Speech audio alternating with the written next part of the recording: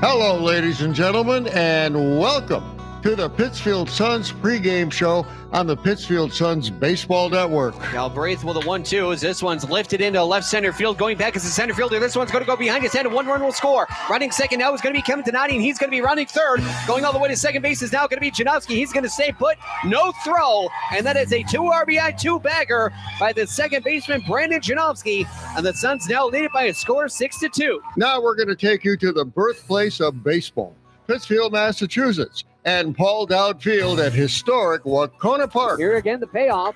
High fly ball down the left field line. Going back here is Maduri towards the warning track. Gone! Pittsfield Suns tie up the ball game with a clutch 2-run homer by Connor Moriarty. Now here's your host for Pittsfield Suns baseball, Billy Madewell and Andrew Belargent.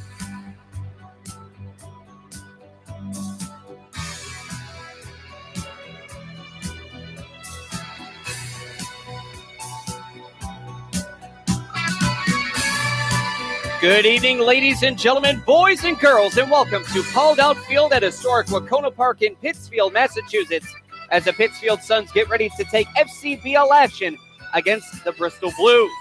Good evening, ladies and gentlemen. My name is Billy Madewell. Alongside me, as always, my longtime broadcast partner, Andrew Belargent.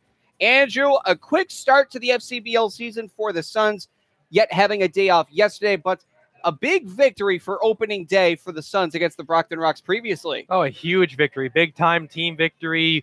Pretty much commanded it almost from moment one, and a big victory over a pretty ordinarily successful franchise in the Brockton Rocks. And now tonight is going to be a different set of spectrum. Sure, both teams are one game in, but it is a battle for first place facing off against the 1-0 Bristol Blues or the 1-0 hometown Pittsfield Suns. Oh, indeed, an early season battle of the unbeatens, for as silly as it sounds, one game into the season. But still, it's never too early to get W's. I'm sure we're both well aware of that. But for the Pittsfield Suns, just really trying to get into the season, get the momentum as quick as they can. And keep it. Yes, and maintain that momentum. We remember last year, Suns starting off at a record pace 8-0 to go, well, exactly backtrack, which was 0-8. So they lost momentum. What they're trying to do is to maintain pace and keep pace, stay afloat over 500, get to the top seed, and have that essentially coast through. Because if you're not doing better, you're doing worse, especially in the league with this caliber of talent such as the FCBL. And in the wise words of General Manager Kristen Huss, they want the championship. And, you know, you get momentum early, you keep it up middle, and you finish strong, and that's going to give you about as strong a chance as ever to get that chip. That's very true. And when we come back, ladies and gentlemen, we are going to have a little bit of pregame. Andrew's going to give you the full pregame rundown with a tripper on the FCBL and also an interview with a certain someone I'm not going to say quite yet. You'll just have to tune in to the Pittsfield Suns pregame show on the Pittsfield Suns Baseball Network. Hi, we're talking to real smokers about quitting. Tell me when you smoke and why you smoke. Eat, cigarette, kids, cigarette, dinner, another cigarette. One on my way to lunch, one after lunch. And another cigarette, and another cigarette. Have you tried to quit? Yes. I become angry. It ain't that easy. You can't just quit cold turkey. I tried. What would you do different? Actually having a plan and thinking it through. You have to relearn how to live your life without a cigarette in your hand. With the right plan, you can quit smoking. Free at becomeanx.org. X, a new way to think about quitting. Brought to you by X and the Ad Council. Did you know that every 2 seconds someone in America needs blood? Dr. Phil here, and I'd like to encourage you to donate blood through the American Red Cross. If you've never given before, now's a great time to start. If you've given before, do it again. It only takes about an hour, and your donation could make a life-saving difference. So contact the American Red Cross today. To make an appointment, call 1-800-GIVE-LIFE or visit givelife.org today. Thank you. Are you prepared in the event of a disaster? I'm Jim Cantori, reminding you that the best way to make your family safer is to be prepared before disaster strikes. First, build a disaster supply kit with enough supplies for each family member for at least 3 days. Next, make a family communication or evacuation plan. Finally, stay informed. Listen to local radio and TV reports when disasters are imminent. For more information on how you can be Red Cross ready, contact your local American Red Cross chapter or visit redcross.org.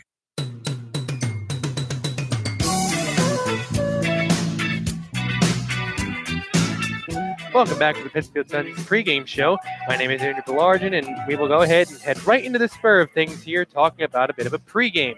For starters, having a look at the, too early standings in the FCBL, as we actually have a couple of teams that have yet to even play a single game this season. Nevertheless, having a look at the way things have started. As was previously alluded to, both the Bristol Blues and Pittsfield Suns come into tonight's ball game at a 1-0 record. So, as I said earlier, we have a battle of the unbeatens on tap for tonight. Beyond that, the Worcester Bravehearts and Brockton Rocks sit at a win and a loss apiece. As previously mentioned, both of the Martha's Vineyard Sharks and North Shore Navigators have yet to play a game this season, slotting them in at 0-0. The Nashville Silver Knights have lost the first two contests that they have played, putting them in at an 0-2 record. Having a look at some action around the FCBL, of course, it's in the early going of the season. We've yet to see too much, just two games in all yesterday. In total, the Nashville Silver Knights visited the Brockton Rocks, and they lost a close one in Brockton by a score of 5-4. Meanwhile, the very same Bristol Blues here tonight were in Worcester last night, and they defeated the Bravehearts by a score of 3-1. Now, what we have for today's action in baseball, in addition to our game here, we have the North Shore Navigators set to visit the Nashville Silver Knights. That game will be being played very shortly. And in roughly an hour, the Martha's Vineyard Sharks visit the Brockton Rocks. So beyond that, of course, that is what we have for around the FCBL. And as Billy alluded to previously, we do have an interview that was conducted earlier today. I had the opportunity to sit down and speak with Pittsfield Suns pitching coach Brandon Shalikas, also a former player. We got the opportunity to gauge his thoughts under this point of the season, in addition to his transitioning into his role with the Pittsfield Suns. We've got that right now here on the Pittsfield Suns pregame show on the Pittsfield Suns Baseball Network.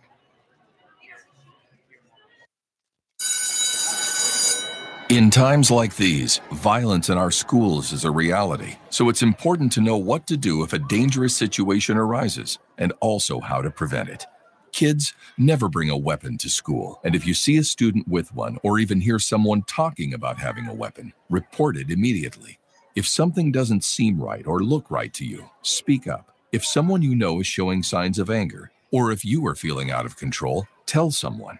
If you feel threatened or bullied, tell someone. Violent acts often start out as small disagreements. Tell a parent or teacher if you see an argument taking place. It's better to let someone know about a disagreement before it gets out of hand. Let's put an end to these tragedies.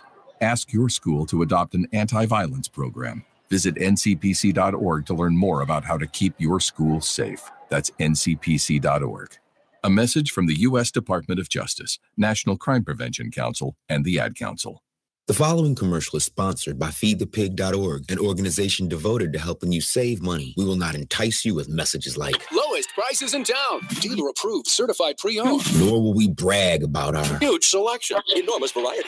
We will offer no contingencies like see store for details. Legal exclusions apply. Because we simply want to help you spend smarter and save better. Log on to feedthepig.org. Find the benefits of saving for every stage of life. Brought to you by the American Institute of Certified Public Accountants and the Ad Council.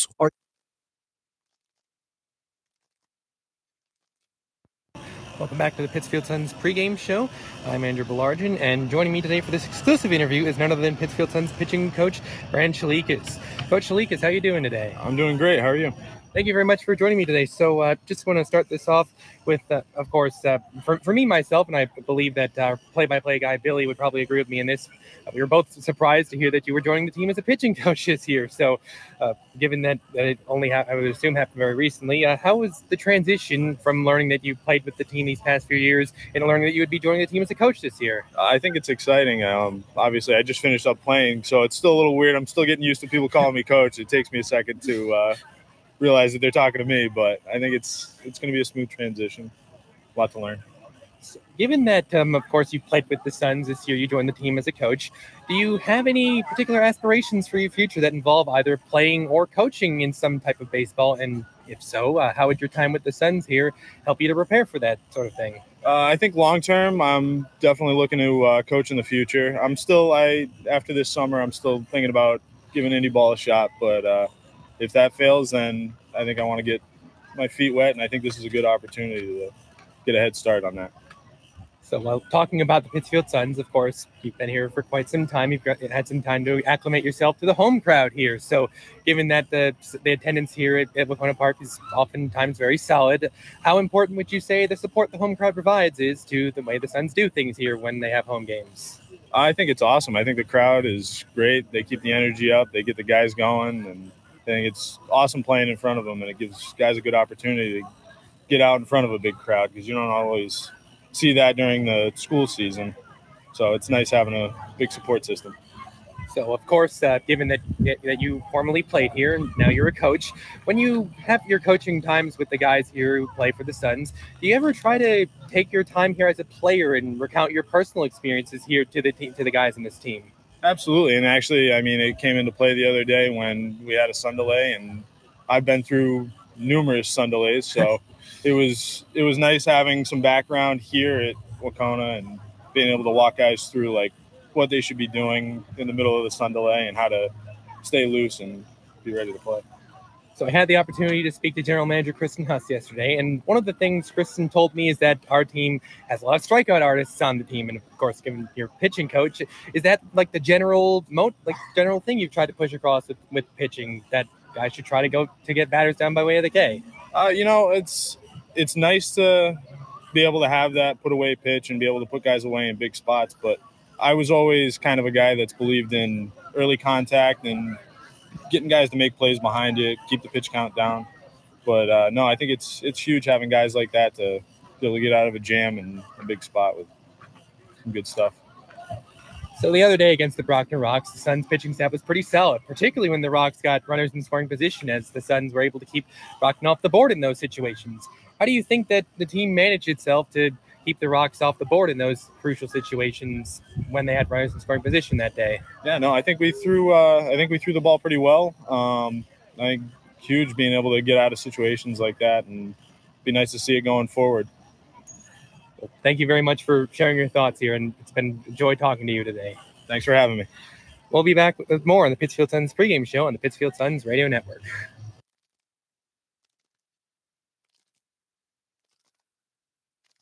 I have a passion for the environment.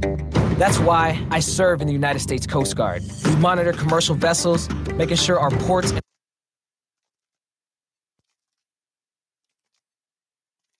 I have a passion for the environment. That's why I serve in the United States Coast Guard. We monitor commercial vessels, making sure our ports and waterways are safe and clean from oil or other hazardous material. We patrol our fisheries, protect marine wildlife and their habitats. With all we do, it's about protecting America. Were you born ready to protect America?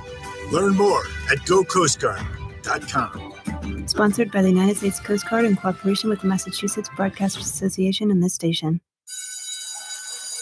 In times like these, violence in our schools is a reality. So it's important to know what to do if a dangerous situation arises, and also how to prevent it. Kids, never bring a weapon to school. And if you see a student with one, or even hear someone talking about having a weapon, report it immediately. If something doesn't seem right or look right to you, speak up. If someone you know is showing signs of anger, or if you are feeling out of control, tell someone. If you feel threatened or bullied, tell someone. Violent acts often start out as small disagreements. Tell a parent or teacher if you see an argument taking place. It's better to let someone know about a disagreement before it gets out of hand. Let's put an end to these tragedies. Ask your school to adopt an anti-violence program. Visit ncpc.org to learn more about how to keep your school safe. That's ncpc.org. A message from the U.S. Department of Justice, National Crime Prevention Council, and the Ad Council.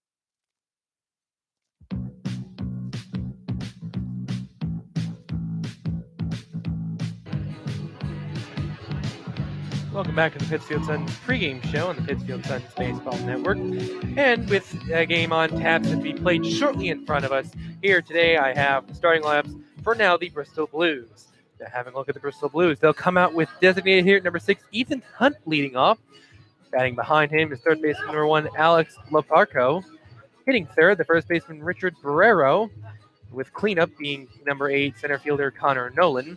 Batting fifth behind the plate, number 38, Miguel de los Santos. Sixth and residing in right is number 31, Peyton Stevens. Batting seventh at the Keystone for the Blues is number 5, Ian Ostberg. Hitting 8th, the shortstop number 3, Jeremy Sagun will be hitting, and taking his sacks at 9th, left fielder number 35, Dylan Reynolds. They will be dealing with tried and true Pittsfield Suns vet pitcher Jordan Mushin. Now having a look at starting lineups for, of course, Pittsfield Suns. Leading off for Pittsfield tonight is hometown hero number 18, residing in center field, Chad Shea. Hitting second at the hot corner, number 5, Brian McHale. Hitting third and DHing it for Pittsfield tonight, number 14, Dylan Faircloth. Cleanup goes to the first base, number 20, Dave Matthews, and following that up, right fielder number 2, Kyle Cronk. Sixth and short tonight, number 29, Nick Gaston, with batting 7th and left being number 23, Nolan Cloutier. Behind the plate and batting 8th, number 19, Severino Simeone. And finishing off this Pittsfield Suns lineup is the second baseman, number 13, Brett Morrison. And they will do battle with Bristol Blues starter number 25, Kelvin Sosa. And now, of course, given that we are just about to call a game, now with tonight's call, here is none other than my colleague, Billy Madewell. So again, it is going to be the Pittsfield Sun veteran, that being, of course, Jordan Mushin, been with the team now for a number of years. Going to be going up with Bristol Blues hurler number 25, Kelvin Sosa. Now for Mushin, we've seen a lot from him. He is a true righty, 6'2", 200-pounder. Going to be a senior, so this is his final season with the Pittsfield Suns at ECSU with the Warriors. That's Eastern Connecticut State University, and that is in Willimantic, Connecticut. Did go to high school at Conard High School, but Mushin is a true blue starter. I say this because through 2 seasons, this is with the Suns. Mushin is 3-1 in 19 appearances, 7 of them starts. Had 53 and 2/3 innings pitched, sporting 55 hits against, 39 runs, 27 of them earned, 26 walks, 53 strikeouts, and a very solid 4.53 ERA. And he averages over 1 strikeout per game in his Suns career. Also, this happened last year before the Pittsfield Suns 2017 campaign with ECSU. Mushin hurled a no-hitter against Plymouth State. This was on March 3rd last year. He had 3 walks given up, 13 strikeouts, and a 10-0 victory, which was the 12th no-hitter in program history for ECSU. This boy can pitch. Indeed, indeed. A familiar face here in Pittsfield. He's very much acclimated at this point to the Wahconah Park home crowd, acclimated to the way things go here. Pittsfield in particular, dealing with things like sun delays, the way the ballpark is from a dimensional perspective. Like he knows Wahconah Park quite well. He's familiar here, and well, he's got a lot to show his teammates and a lot to show the Bristol Blues hitting tonight. Yes, he does, especially a very solid campaign at ECSU this past season. I did have 11 starts, won 5-4 with 3 complete games. Like, again, I say if it wasn't for the pitch rule here in the FCBL, he could probably go the distance 9 times out of 10, or in this case, would have been 3 times out of 11. But he did hurl 71 2/3 innings this past season, gave up 70 hits, 31 runs, 25 earned, 15 walks. Listen to this, 72 strikeouts. Yes, he also averaged 1 strikeout per game in this past season with ECSU, and he sported a very, very well 3.14 ERA. And now, finally, for his career at ECSU, Mushin has gone 13-10 in 32 appearances, 28 of them starts, has had 5 complete games, 187 2/3 innings pitched, 193 hits, 96 runs, 77 earned, 44 walks, just finishing his 3rd year, over 180 strikeouts in his career, a career average, for an earned run average, that is, 3.69. He has started every appearance his sophomore and junior year, as well as averaging, again, 1 strikeout per inning during that span between sophomore and junior year. So we're looking at not just a flamethrower, but a true blue strikeout artist who throws a fastball, curveball, and change. And the Blues hitters are really going to try to have to catch up with him because he may get a ground ball, but he also might make them go down, mow them down by way of the K. In addition to strikeout artist and a flamethrower, he's also a bit of a bell cow here in a very needy Pittsfield Suns rotation for that type of thing. Like, he's not going to start to tire out and throw sloppy pitches around 80, 90 pitches. He's going to give you his best until he has to forcibly be removed from the game. So that's good, reliable innings from a guy who has a lot of experience here. Now, we do see currently at home plate, it looks like a manager's meeting. And with that manager's meeting, it looks like for tonight's contest at home plate, Connor Hoagland is stepping back to the dish here today. And on the bases, very well-known umpire, joking umpire, that is. Andrew, you know this best. And that, of course, being John Gillette. So expect a well-touted officiated game here today. Of course, you see Matt Gedman in the right-handed batter's box, as currently this is his second season with the Suns as a head coach. And then for the coaching staff for the Blues, right now you see currently there Ronnie Palmer in the left-handed batter's box. Currently they're going over the ceremonies with, or I shouldn't say ceremonies, but the stipulations here at Wahconah Park with, of course, the sun delay and all regards to that. So, Andrew, now that we are still waiting on a game to be played here, we do have a little bit of time to talk about other sports other than necessarily not just the FCBL, but either baseball, football, hockey, anything at all. But I think it would be in bad taste if we didn't talk about last night's game with the Cavs. And I say that, I only say that because great game. It was a great played game. Cavs coming out very, very strong in the first half. Not so much in overtime. Not so much within the last 45 seconds or so. A lot of miscues, but they are human. This is the finals, of course, and this is a 4th straight year. They are human, but the Golden State Warriors are not. You give them an inch, and they'll take a mile. Yes, of course. We know Andre Iguodala was out, so it looks like they had to go to the bench with their other 3, 4, 5 All-Stars. Yes. And they still came up with a victory. I believe in overtime it was 124 to 114. Yes, it was that case. So, as a Cleveland fan, of course, what were your thoughts regarding the full game entirely, not just the ending with J.R. Smith? Well, as an objective fan of the game, I'm going to say that the Warriors are probably going to win this series in 5 games. Probably something along those lines. I think that was probably the best game that we can expect from the Cavs this entire series, and they couldn't get it done. And that's more of a testament as to how great this Warriors team is than it is anything about, LeBron James has no help, or he's getting tired, he's not that, he's overrated. Any number of things you could say about the Cavs in a negative light, but more like the Warriors, as you alluded to, Billy. They have all these superstars. They have amazing depth. You could barely tell Andre Iguodala even missed the game last night, and that was the best the Cavs had to throw at the Warriors. And the Warriors were a little bit dinged up, came out a bit slow out of the gates. The Cavs developed a bit of a lead in the first half, but typical Warriors basketball, pulled away in the third quarter and sealed the deal in overtime. You got to feel like Golden State's going to win this series in 5 games. And on that note, it looks like we just received word. Congratulations to McCann Technical High School with a come-from-behind victory to win the state vocational title.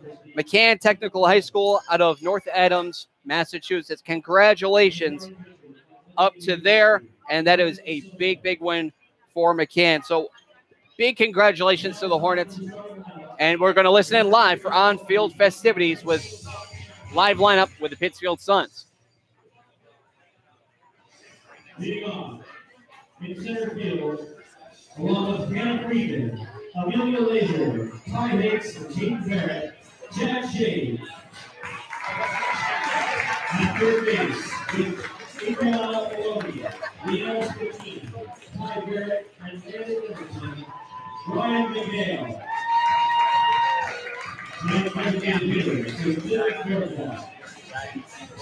At first base, with Riley Toronto, Karen Bannon, and Lucas Rattler, Dave Matthews. In right field, along with Maddie Pickens, Kylie Sinopoli, and Dylan Kudowski, Kyle Kwong. Next, third shortstop, along with Sophia Arzioli, Brooke Cruz, and Bill Hayes. Nick Gaston. In left field, with Natalia Smith, Ava Brazo, and Paul Stephenson. Owen Whittier, Jack Kemper, along with Jordan Maciek, Jessica Amaro, and Marshall Rogers, Severino Simeon. At second base, with David Ferris, Juliana, and Noah Rosen, Brett Morrison. Your starting pitchers tonight, along with Maya Price, Isabella Danella, and Manny Cusseau, Cross. Is Jordan Lucian, along with the Manuel, Peyton Toronto, David Palmer, and Ian Braziel. And as Bristol plays softball, baseball plays brought to you by Pittsfield Water.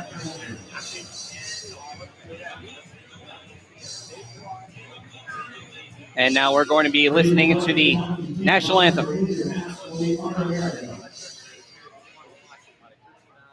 Singing tonight's national anthem, please welcome James Perry.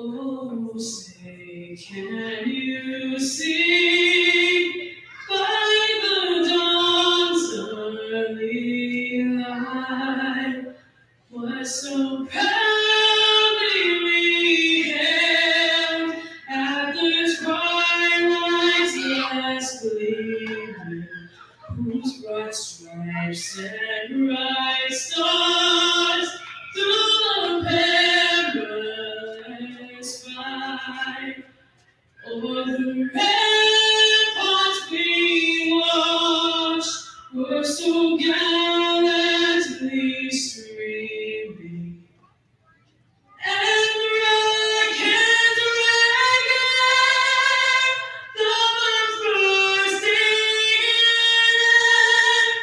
in, gave proof through the night that our flag was still there. Oh, say does that star-spangled banner yet wave for the land of the free and the home of the brave.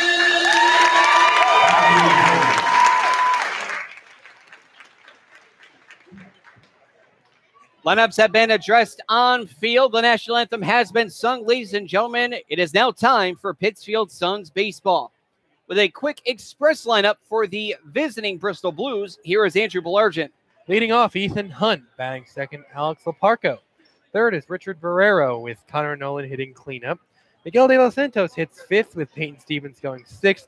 Ian Osberg hits seventh, and Jeremy Sagun resides in eighth. And finishing off the order is number 35, Dylan Reynolds, able to battle with Jordan Mushin of the Pittsfield Suns.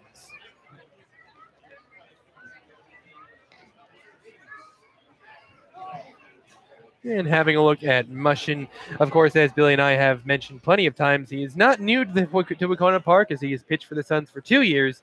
He has a 4.53 ERA, 19 total games in a Pittsfield uniform, 7 of which were starts. He's pitched 53 and 2/3 total innings, giving up 55 hits and 26 walks, with 53 strikeouts to boot. True righty, 6'2", 220, soon-to-be senior out of Eastern Connecticut State University. For the Pittsfield Suns, setting up their defensive alignment, it goes as follows. Of course, you see Mushin currently hurling to formerly known as Sevi Tachi, now Severino Simeone. He is going to be behind the dish tonight. Going from third to first, you have McHale, Gaston, Morrison, returning Pittsfield Sun, Matthews over at first, and going from left to right, Cloutier, Shade, Kronk. Dimensions at Wahconah Park come as follows: 310 feet down the left field line, 377 in dead left field. Straightaway center field slides it in by 3 feet at 374. The power alley in right center field sits at 403, the deepest part of the ballpark.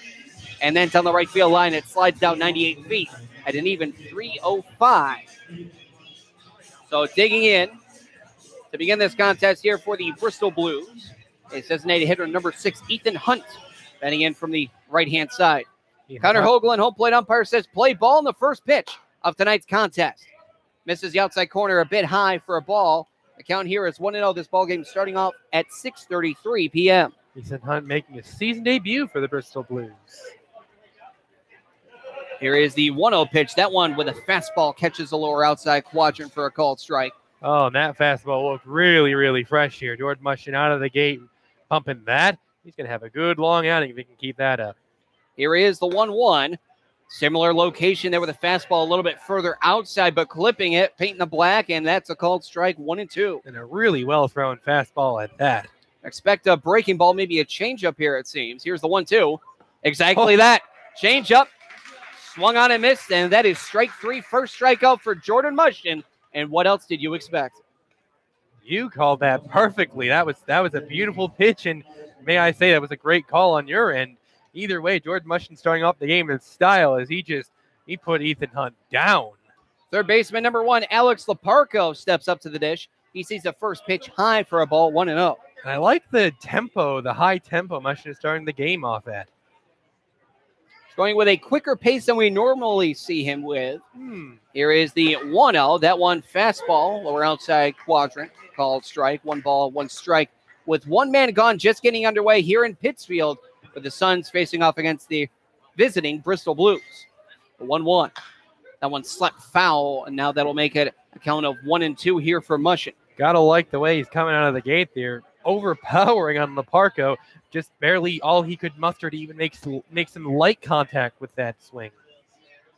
Leparco setting with a slightly open stance. Here is Mushin with the pitch. Fastball. This one squibbed out towards second. Morrison gathers. Throws over to first in time for the second out of the inning. Another well-thrown pitch by Mushin there. As Leparco able to make just weak contact, easily weak enough, but yet strong enough to not just sit there in the infield as it heads straight over to second base. It's an easy 4-3 putout. Here now the number 3 batter, first baseman number 7, Richard Brereton. Mushin has a sign, winds, and deals. First pitch is dropped there by Simeone, which might have fooled Connor Hoagland. That one looked good on the inside corner. If not, must have missed low. Either way, nonetheless, it is a 1-0 count following the ball. Mushin kicks and deals. 1-0, big cut and miss, blown by with a fastball, and the count now even 1-1. He's getting the fastball to work to perfect effect to this point in the game. Really getting that to go for him in the early going.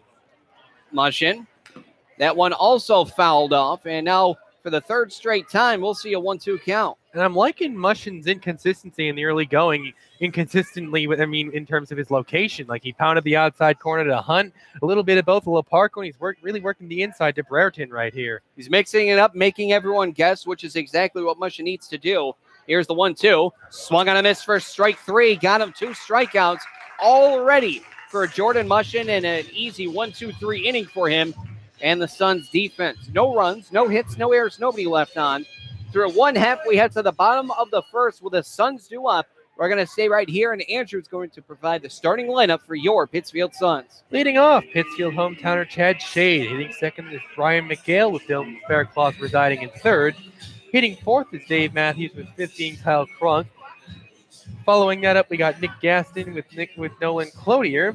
Then we got Severino Simeone hitting 8th. And finishing off the lineup, Brett Morrison. And that set of 9 will duel with Bristol starter number 25, Kelvin Sosa.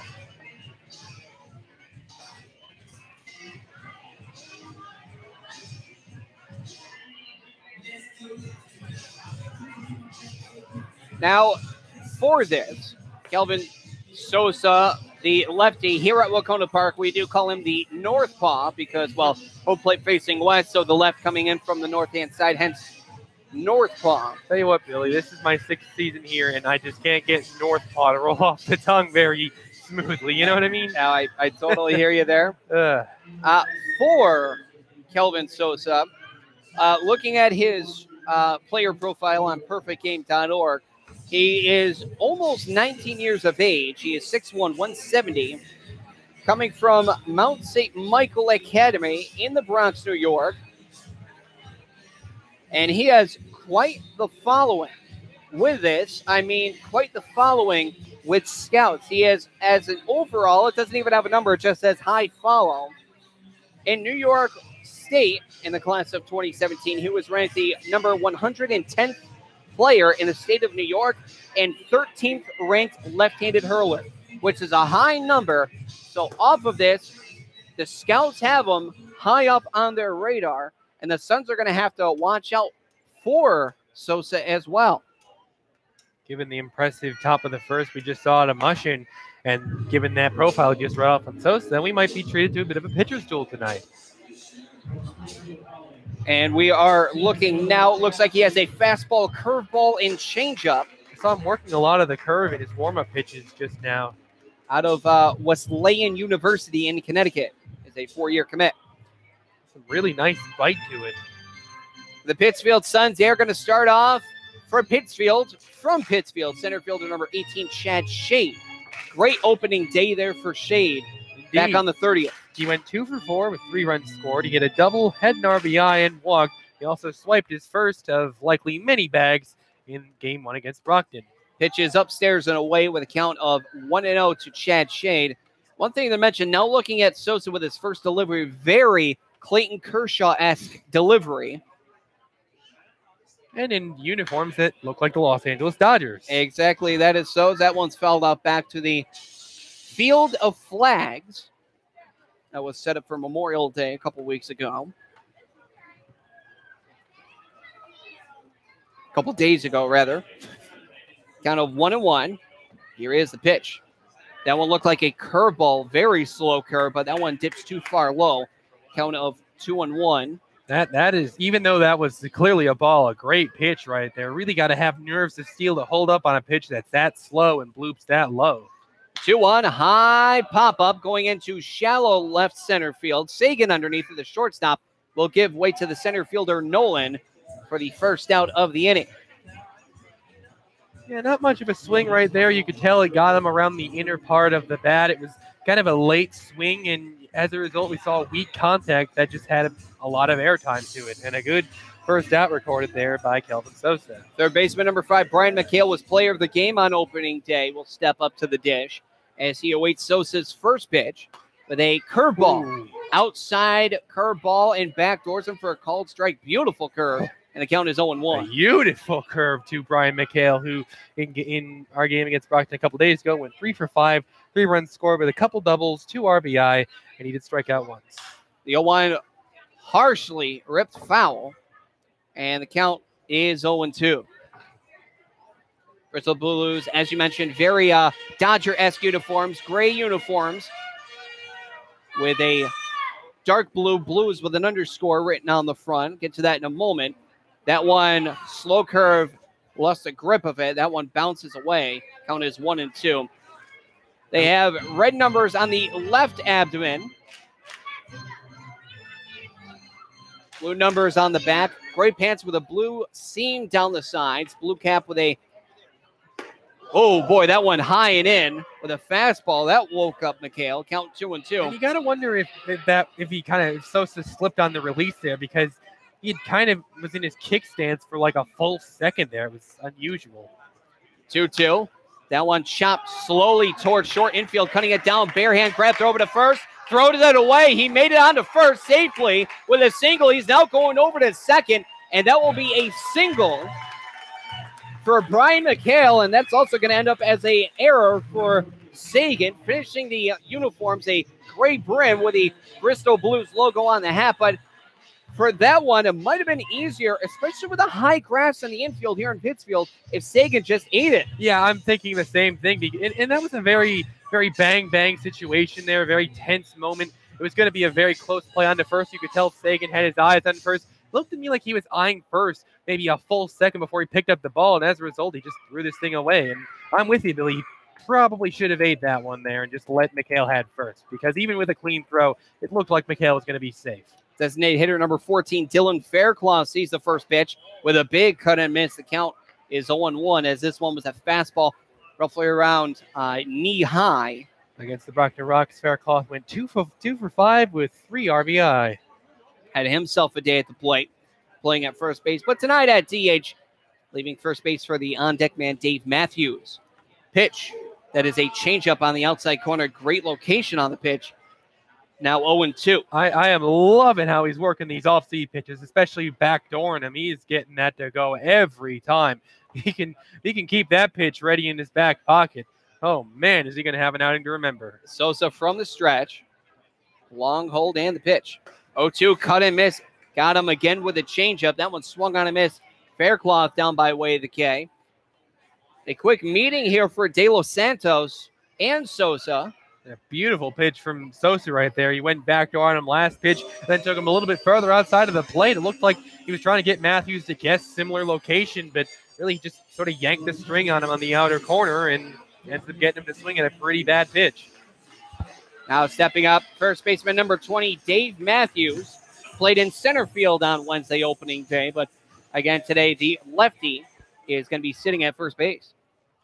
Matthews went 2 of 4 with a run scored, a homer, and a 2-2 RBI performance in the game 2 days ago against the Brockton Rocks. Pitch is a fastball that is high, count 1-0. Forgot to mention for the defensive alignment here for Bristol, Sosa hurling to De Los Santos. From third to first, Laparco, Sagan, Osberg, Brereton, and from left to right, Reynolds, Nolan, Stevens. Time is called here by Matthews as looks like he's wiping some sweat away from his brow. And he digs back in. An even straightaway stance here for Dave Matthews as the 1-0 fastball outside corner just missed. Maybe off the plate by an inch or two, but nonetheless outside, and the count here 2-0. Amazing take from Dave Matthews right there. Definitely a 50-50 ball right there, and he got the call. Good, patient hitting. Next pitch, curveball and a beauty. Backdoor curve, lefty to lefty. Beautiful slow curve from Sosa. And that was a thing of beauty. Count is 2-1. That thing felt like it hung in the air for minutes. That was a beautiful pitch. He is getting that pitch to work to perfection. No one is going to touch a pitch like that. Here's the 2-1. That one a late hack and swing, more of a defensive swing, if anything. But that one swung on a miss. Now 2-2. For Kelvin Sosa with his curveball, it being more, for lack of a better word, a slow curve, he's got really 2 off-speed pitches, or in this case, 2 changeups, with one of them, of course, having a little bit more bite on it. Here is the 2-2. Swung on foul back, and we'll go again from 2-2. And I really like how he's pitched Matthews these first few pitches. He's been off-speeding in the first 3 pitches. He really blew him past with a speedy fastball for strike 2, and now all Dave Matthews can do is just guess as to what's being thrown at him. Kelvin Sosa really working whatever he wants to perfection in the early going. Sosa kicks and deals a 2-2. That one bounces in, and the count will now be 3-2. A little bit of an overthrow there from Sosa, maybe getting a little bit of overzealous with it being 2 men gone, man on second. Currently no score between the Pittsfield Suns and the Bristol Blues here in the bottom of the first in Pittsfield at Wahconah Park. Payoff. Hot shot going into right center field. Center fielder coming in. He will dive and make the catch.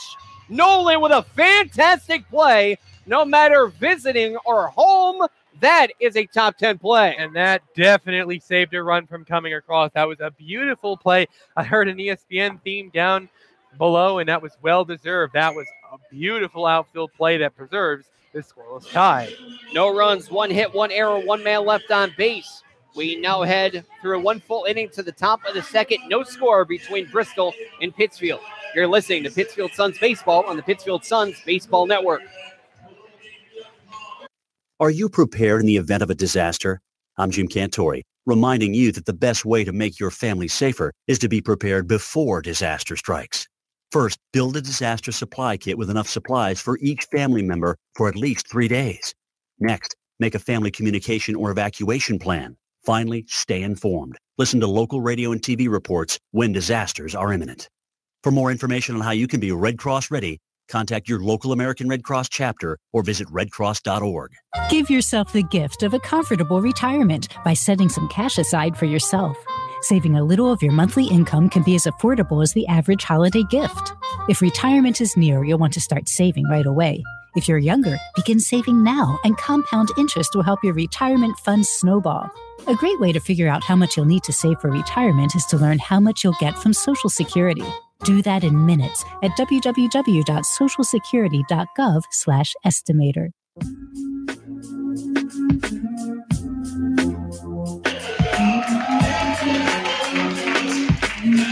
Welcome back, ladies and gentlemen, to Paul Dowd Field at historic Wahconah Park in Pittsfield, Massachusetts. Currently headed to the top of the second. Bristol Blues facing off against the Pittsfield Suns, and looks like to dig in and start the inning here in the second. This will be the center fielder, number 8. Just made an absolutely phenomenal catch in center. Diving stop. Left-handed hitting Connor Nolan. Here is the first pitch here from Mushin. That one foul tip back to the mid of Simeone, and the count here is 0-1. In the first game for the Blues this season, Nolan went 1 of 2 with the runs scored. He walked a couple times and struck out. Well, we already know what he can do in the field. Indeed, we can. So here's the 0-1. That one up and away for a ball. The count now is 1 ball, 1 strike. Pittsfield Suns coming out in their home white uniforms. Black Suns embroidered with yellow on the front. Red numbers on the front as well. 1-1 foul tipped again to the mid of Simeone, 1-2. Black numbers on the back. White pants with a red seam down the side. Black cap, black brim with the Suns P logo on the cap. With the nod, Mushin delivers. 1-2. This one inside out swing headed over towards short. Backhanded stop there from Gasson. Throw over to first. Not in time, and it is thrown away. And staying put over at first is going to be Nolan. And that is going to be an infield single for Nolan. Nolan ending last half inning on a beautiful note with that diving catch.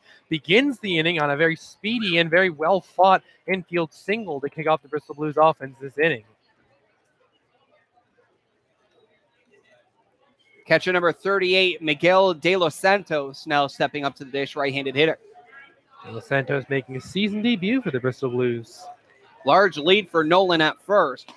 This one, oh, look out, throws the bat nearly to the man on third. That being the third base coach. And if there's ever a need for a pint, or at least for grip, I think now's the time. Having a Manny Machado-esque swing right there. Well, this one, of course, was a little bit, it was forced, of course, but not intentional. Yes, yes. A bit of a smile there from De Los Santos. It's all in good fun. As he steps into the dish with a, well, more of a general awareness of where to put his bat. Pickoff throw back towards first. Back in safely as Nolan. No tag applied. Just a throw over to say, hey, I see you there.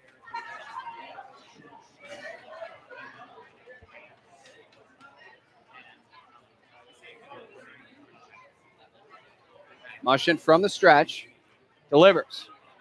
Changeup just missing in the inside corner. The count here now 1 ball, 1 strike. Suns starting to tamper down beyond left center field. We do have some cloud cover for quite a bit of a stretch. Hopefully no sun delay, but we'll knock on wood for that. 1-1. Fastball broke his bat, heading over to third. Only 1 play to make. Throw over to first. He's in time. Shortstop Gasson coming over to third due to Nolan advancing to second on the play. But that one, you can definitely see the splinter in the bat right on the handle. So that will be a 5-3 put out. Advancing to second is Nolan. Yeah, that swing was so hard, as you can definitely hear. He got him inside on the hands, but the swing itself was so hard and placed just perfectly. It was able to become a fielder's choice for a productive out, moving Nolan into scoring position. That being the fielder's choice of going over to first, yes. Here's right fielder number 31, Peyton Stevens, with a man on second and 1 gone. Peyton Stevens in his season debut this That one, season. a hot shot down the right field line. Will it stay fair or foul? Let's see. It will be a sliding catch, and it has been ruled a foul ball. Kronk did not catch it. It is ruled he did not catch it. He slid, and it went just off of his glove. but that is what you call a major league effort right there, if anything. For a moment, it looks like he came up with the thing. It was sliding catch in foul territory, never easy plays to make. It doesn't quite come up with it here, but, well, no harm, no foul, as it's simply actually, it is a foul ball. Well, no harm, yes, foul. But maybe a good thing because Nolan was tagging up on the play. He would have advanced over to third. We've seen that happen here before, especially in very tense moments here at Wahconah Park, so perhaps it's better they didn't catch the ball. The 0-1 fouled off. And the count 0-2. That's for Peyton Stevens in his first game of the season. He went 1 of 4 with an RBI and a walk. However, he did strike out 3 times in that game.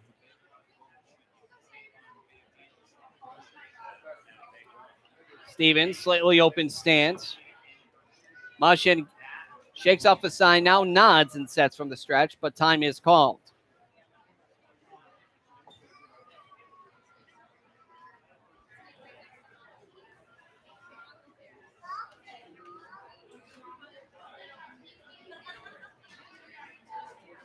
Mushin, 0-2. Fastball, that one foul back. And I know plate well out of play.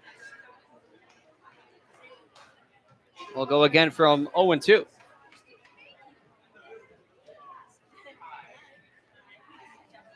fact, going back to that dropped foul ball, Nolan would have easily made it onto the third with a tag up, and depending on how Cronk corralled it, he might have even had a shot at home. Mushin with the 0-2. That one bounces in. Let's see. They're going to try it. Go over to third. The tag not in time. Nolan definitely showing off his legs in that one. Off basically the moment the ball hit the ground, and it looked like he might get thrown out, but he just greyhounds it over to third, and now the Blues have a serious offense matched up against Mushin. A hit in the outfield will bring him in if it's deep enough. So that is a ball. The count is 1-2. Advancing to third via a wild pitch is Connor Nolan. Mushin with the 1-2. Breaking ball curve. Nearly got a piece there of Stevens, but it is well enough outside of the inside portion that it does not. So 2 balls, 2 strikes, 1 man gone. Go ahead runner and first runner of the game, potentially 90 feet away. Mushin with the delivery of the 2-2. That one did get him. Trying to pound the inside part of the plate, but instead he pounded Stevens instead, which is, again, not the worst thing in the world. Well, it is for Stevens at this point because, ouch, that hurts. But it also sets up the double play effect injury. Indeed, a bit of a double-edged sword there for Mushin. He has to contend with another base runner, but having the double play to end the inning unscathed potentially is big, especially in what looks like it could manifest itself into a pitcher's duel. Second baseman number 5, Ian Osberg, batting in from the left-hand side. Osberg one of 3 with a walk in the Blues opening day game.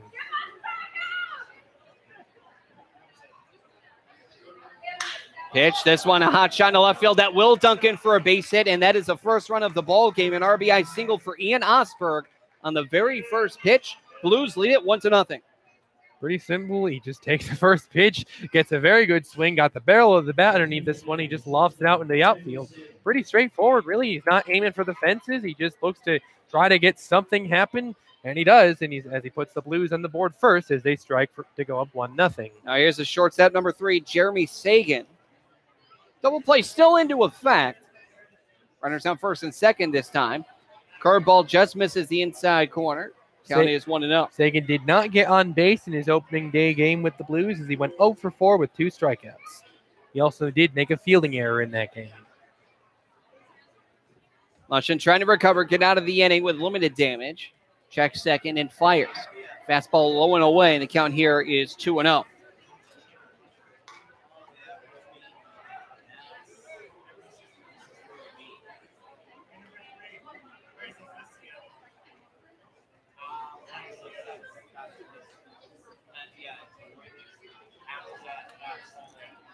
Now the 2-0. That one low and inside. Now 3-0. I think this would be a good time to have a bit of a meeting on the mound there because Mushin's allowed a couple of base runners. He allowed 1 run and falling behind 3-0 to the number 8 hitter. I believe that now or very soon be a good time to have a meeting on the mound. If something isn't working out with him this inning. 3-0 holding red light the whole way. Fastball right in there, inside corner. 3-1 is the count.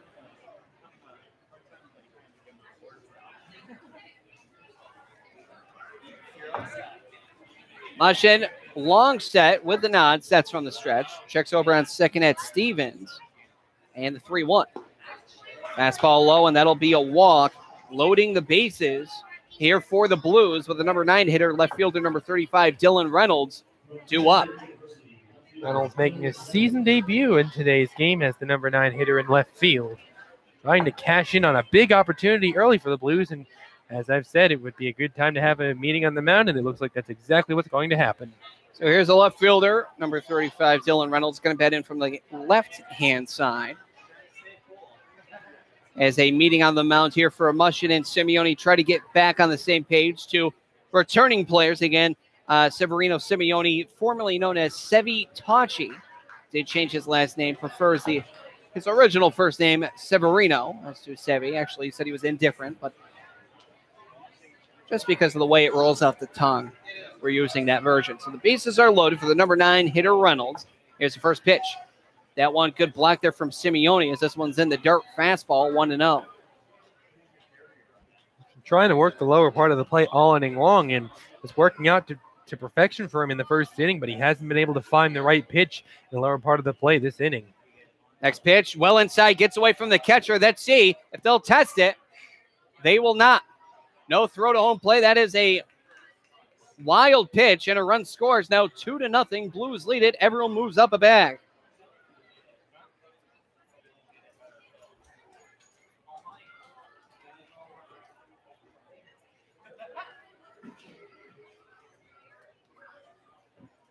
So a run comes aboard. Everyone moves up, gets rid of the double play ball. This one down the left field line, foul, and that will go out of play. Yeah, things are getting quite thicker as the inning carries on. 2 runners in scoring position, no double play opportunity. Another hit in the outfield, and it's going to put the Blues up 3-0. And given what we've seen from opposing starter Kelvin Sosa, these are some crucial runs to be giving up in this inning.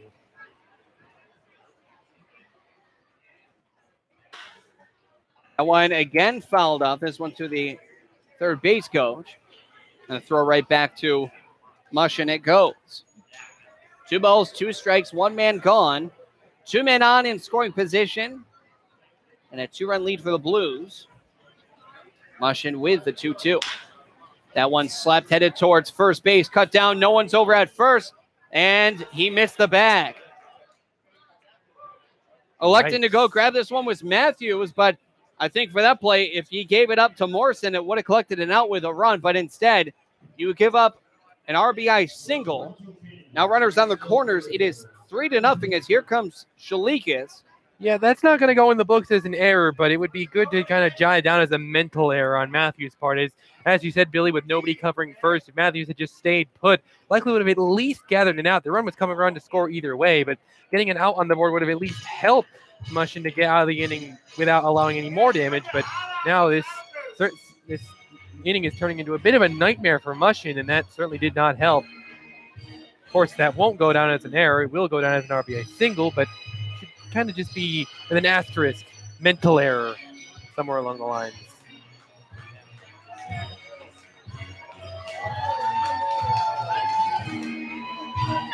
So runners on the corners, 1 man gone, 3 runs in the inning. Great start for Mushin in the first, but here in the second, things starting to unravel for him as he needs to get back on pace. First pitch to DH Ethan Hunt. Fastball outside corner for a call and strike, 0-1. Mushin just speaking with his former teammate, now coach, Brandon Shalikas. Former teammates in the 2017 campaign as well as 2016 campaign. Here is the 0-1. Fastball that is jetted down low for a ball, 1 strike. Man on third, Jeremy Sagan reached on base via walk. Of course, Reynolds with an infield single and an RBI to boot. Mushin sets from the stretch, pickoff throw back towards first, no tag applied, just to keep tabs on him.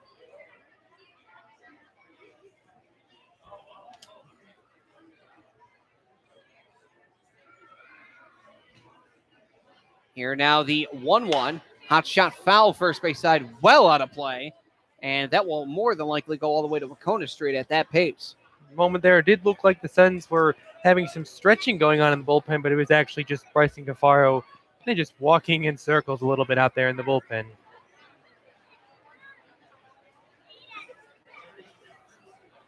Mushin has a sign. Here's the 1-2. That one a hot shot headed towards third. Throw over to second for one, over to first, in time for a double play. And a bit of a tangle up there at second, but all smiles. That one going 5-4-3 double play.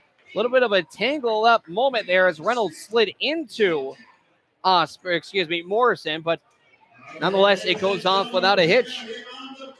So 3 runs, 3 hits, no errors, 1 man left on base. We now head to the bottom of the second with the Blues leading by a score of 3-0. You're listening to Pittsfield Suns Baseball, the Pittsfield Suns Baseball Network.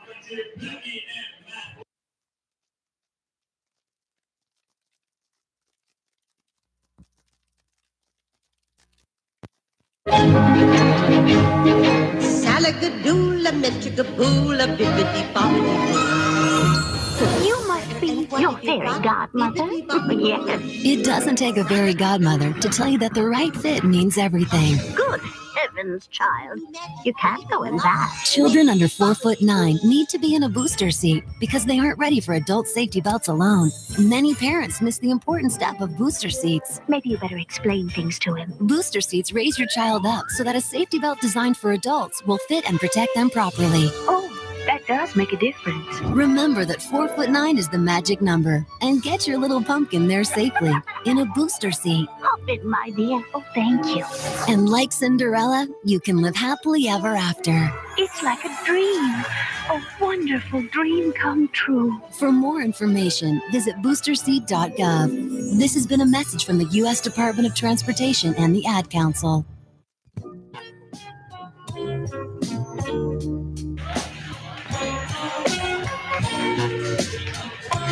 Bottom of the second here for the Pittsfield Suns. Currently find themselves down by a score of 3-0. We'll have the 5, 6, 7 batters do up. Right fielder number 2, Kyle Crunk, going to lead things off here in the second. Here is the pitch from Kelvin Sosa. First one is high for a ball, 1-0.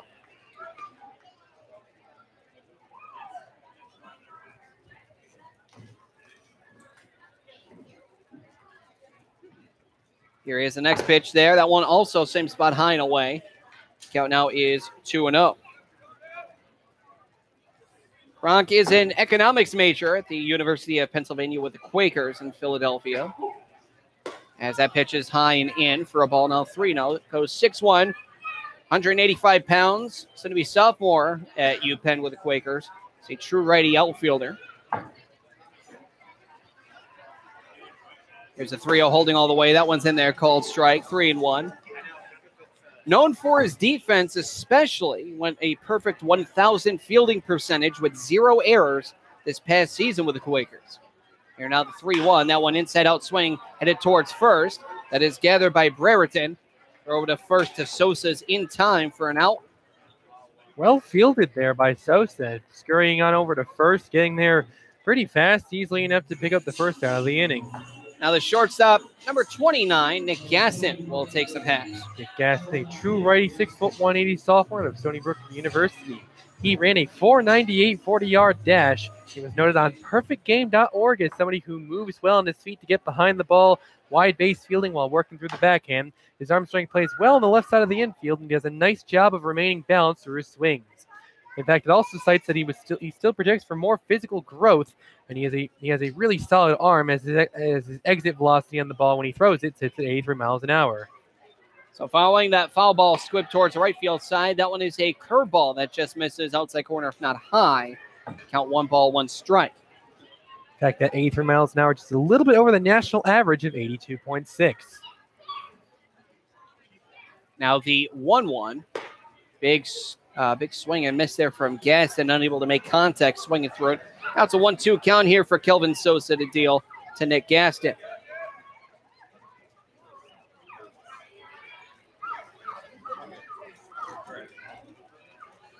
Here is the 1-2 delivery. Swung on and missed again, and that'll be strike 3. Second strikeout here for Sosa And now there's 2 men gone. And the left fielder, number 23, Nathan Cloutier. Just lining him up and knocking him down as he just disposed of Gaston ridiculously easy after a little bit of trouble with Kronk. Sosa is right back into his groove.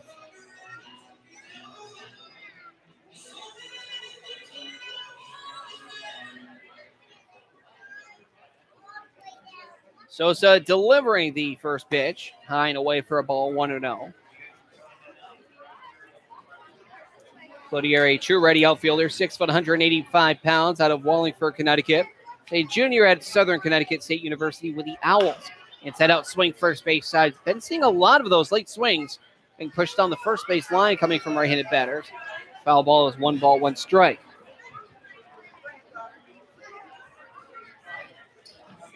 Much the same as Kronk. Perfect 1,000 fielding average, percentage rather, no errors at SCSU. Now the 1-1 inside, skips away there from the catcher. Now 2-1. Now Cloutier, not just a baseball player, a 3-sport athlete at Sheehan High, playing football, baseball, and basketball. We'll get to that in just a minute. Here's a 2-1. Fastball called, strike, now 2-2. He helped his football team become the #1 team in Connecticut, won an all Housatonic selection. Team won the 2015 Class M State Championship. It's an 8-time SCC All-Academic Team. SCC Scholar Athlete of the Month as well. 2-2 just misses outside. And now it's full 3-2. He's a 2-time Record Journal Scholar Athlete, a capped scholar, National Football Foundation Scholar Athlete, and the list goes on. That was a gutsy take right there. That one could have gone either way. That one pitch is low and in, and that will be a walk there for Cloutier. And last detail to mention, he currently holds school records in football for most passing yards in a game, touchdown passes in a game, and longest punt in school history. That's an interesting reputation. And now here is the catcher number 19, formerly known as Sevi Tachi. Here is Severino Simeone. Simeone, a 5'11", 190 junior out of Amherst College. He's a true righty. In fact, he played a handful of games for the Suns last season, where he went 2 of 15 with a double, an RBI, and 9 strikeouts for a 133 average. In that time, the catcher shook off his catcher's legs for a moment and also stole a bag. Pitch was low and inside from Kelvin Sosa. The count here is 1-0. Checking on Cloutier with a short lead.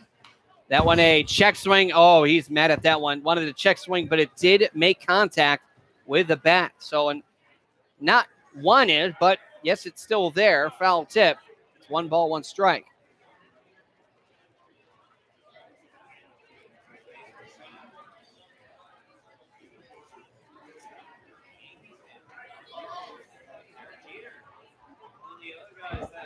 Simeone is very accustomed to Bristol. I'll get to that in just a second. It's not the first time you've seen something for Bristol. It's a 1-1, fastball up and in, 2-1. In 2011, he won the WWBA championship with Wahconah, USA in a 13-under baseball league, as well as the 13-under Northeast Memorial Day Classic at Muzzy Field in Bristol, Connecticut. Hot shot, this one in between third and short. This one forehanded by the shortstop. Throw over to first. Bounces. He is safe. Not in time as this one bounced in the first baseman there, Brereton. And no choice but to really stretch for it away from it a little bit later than he wanted to. Said, oh, be a leg out catcher with a infield single. Yeah, that was a pretty poor throw on the first. Looked like they could have easily had Simeone if they had plenty of time to burn. Simeone not really going down the base path particularly quickly, but, well, there you have an infield single.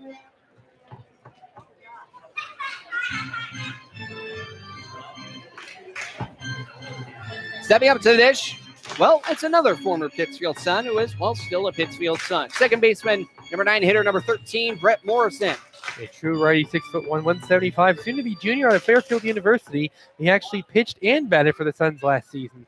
He appeared in 2 games as a pitcher, throwing 2 innings, giving up a hit and striking out a couple. And as a batter for the team last season, he hit 182, going 10 of 55 in 17 games. He hit a couple homers, 5 RBI. He walked 5 times and struck out 23 total times. Following the check swing, Connor Hoagland, home plate umpire, electing to the appeal for John Gillette, the bases umpire. Yes, he did go. Count is 0-1. Next pitch, curveball and a beauty. That one going from about middle high to, I would say, about thigh high inside corner. Good indoor curveball to the back door. Count is 0-2. 2 men on and 2 men gone. Sosa awaits, now kicks and deals the 0-2. Fastball is low, but a late break steal for Nathan Cloutier. Very late indeed, and I don't think I wouldn't. It looks like Bristol didn't even realize he was trying to swipe back until he was about 3/4 of the way there. That will go down as a stolen base instead of a defensive indifference because the third baseman, Parco, did try to cover. Sosa with a 1-2. A swing and miss. It is dropped. Throw over to first is in time, so that'll be a strikeout 2-3 put out, and that will end the inning. So in the inning,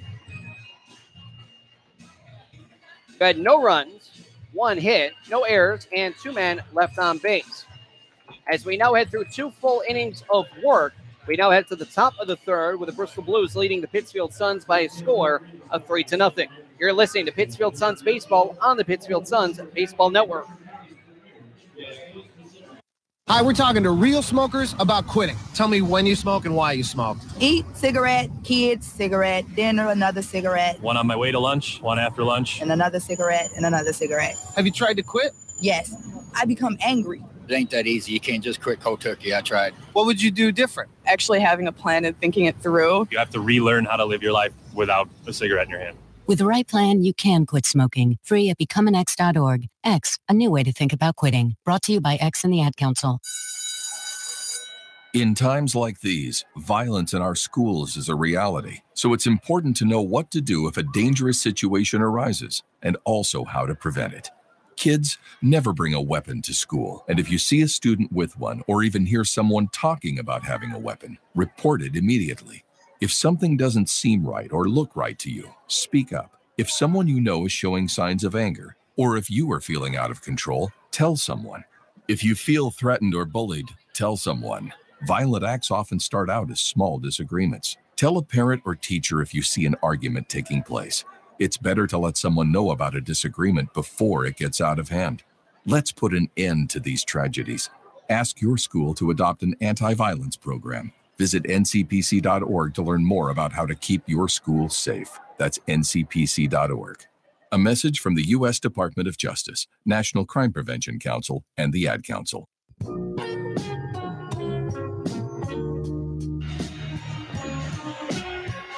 You're listening to Pittsfield Suns Baseball on the Pittsfield Suns Baseball Network. Billy Madewell, Andrew Belargent, Paul Dowd Field at historic Wahconah Park. Pittsfield Suns trailing the Bristol Blues. I score 3-0. First pitch there to Alex Laparco. The third baseman is in there. Called strike. The count here is 0-1. And the next pitch, so when a hot shot popped up, going into shallow center. Going to grab this one is the center fielder, Shade, calling off Kronk, the right fielder. So 2 pitches and 1 gone. Good efficiency there for Mushin and the Suns defense. A hard hit ball there, not really getting much carry to it, but he definitely had some idea as to what Mushin was throwing him, but thankfully for Mushin, it found a glove. Parco now 0-2 after going 0-1 in the first, and now also 0-1 is Brereton, first baseman. He struck out swinging to end the first. Curveball, low on the outside corner, just missed. Count here is 1-0. Mushin does have the sign. Kicks and deals. Well inside on the changeup. Count now is 2-0.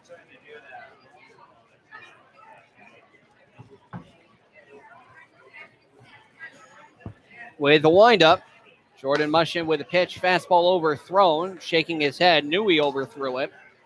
Count now is 3-0. The second time we've seen that here from Mushin today. The other one was against Jeremy Sagan, who walked him on 5 pitches, but this one misses outside for a 4-pitch walk to Brereton.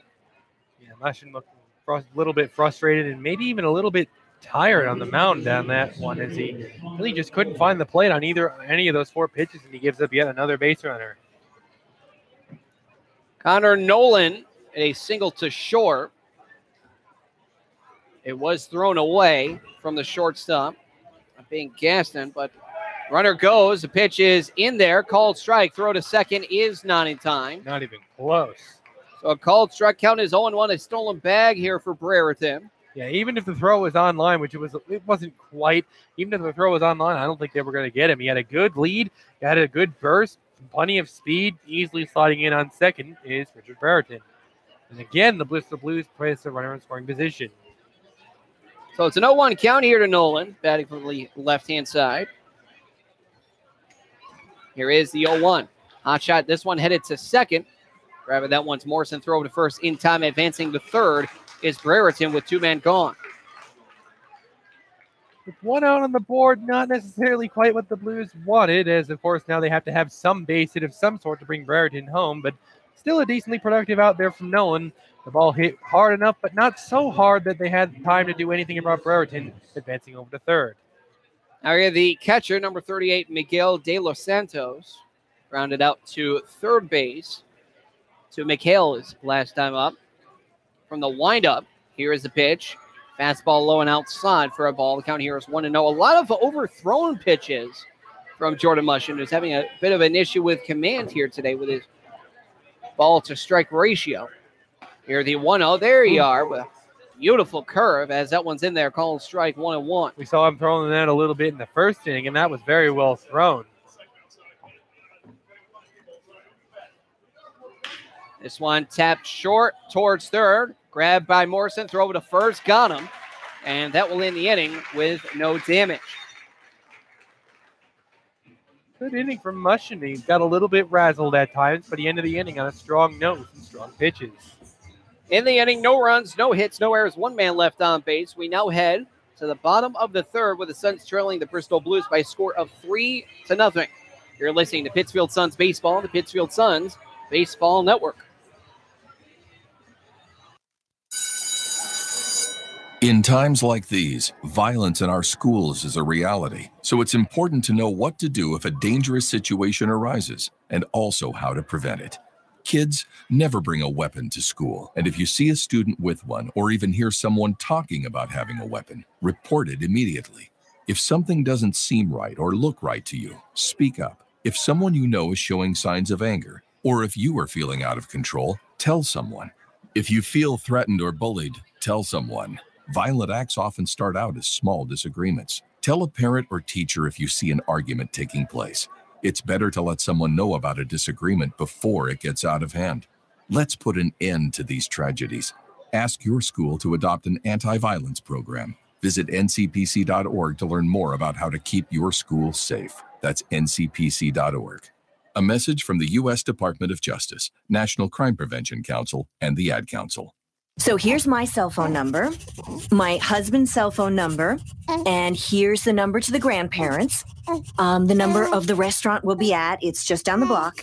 And I told the neighbors you were here, so if anything happens, anything at all, don't hesitate to call. And what's your cell phone number again? I don't think I put that in. Honey, what? Honey, he'll be fine. Okay, let's go. I know you're right. The odds of a babysitter calling 911, 1 in 1,400. The odds of a child being diagnosed with autism, 1 in 150. You know the odds of autism. Now learn some of the signs. No big smiles or other joyful expressions by 6 months. No back and forth sharing of sounds or facial expressions by 9 months. And no babbling by 12 months. To learn more of the signs and more about autism, visit autismspeaks.org. Brought to you by Autism Speaks and the Ad Council.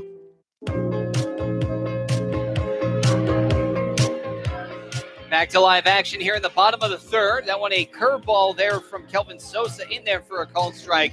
So the leadoff hitter, number 18, the center fielder, Chad Shade. He popped out to center, I should say flew out to center his first time up. He's currently 0 for 1, as that one is a slow curve, drops too low, count even up at 1-1. I'm very intrigued by Sosa's tempo and his pitching stance when he is in stretch and kicks. Here is the 1-1. This one popped up. And behind us. That one hits off the roof.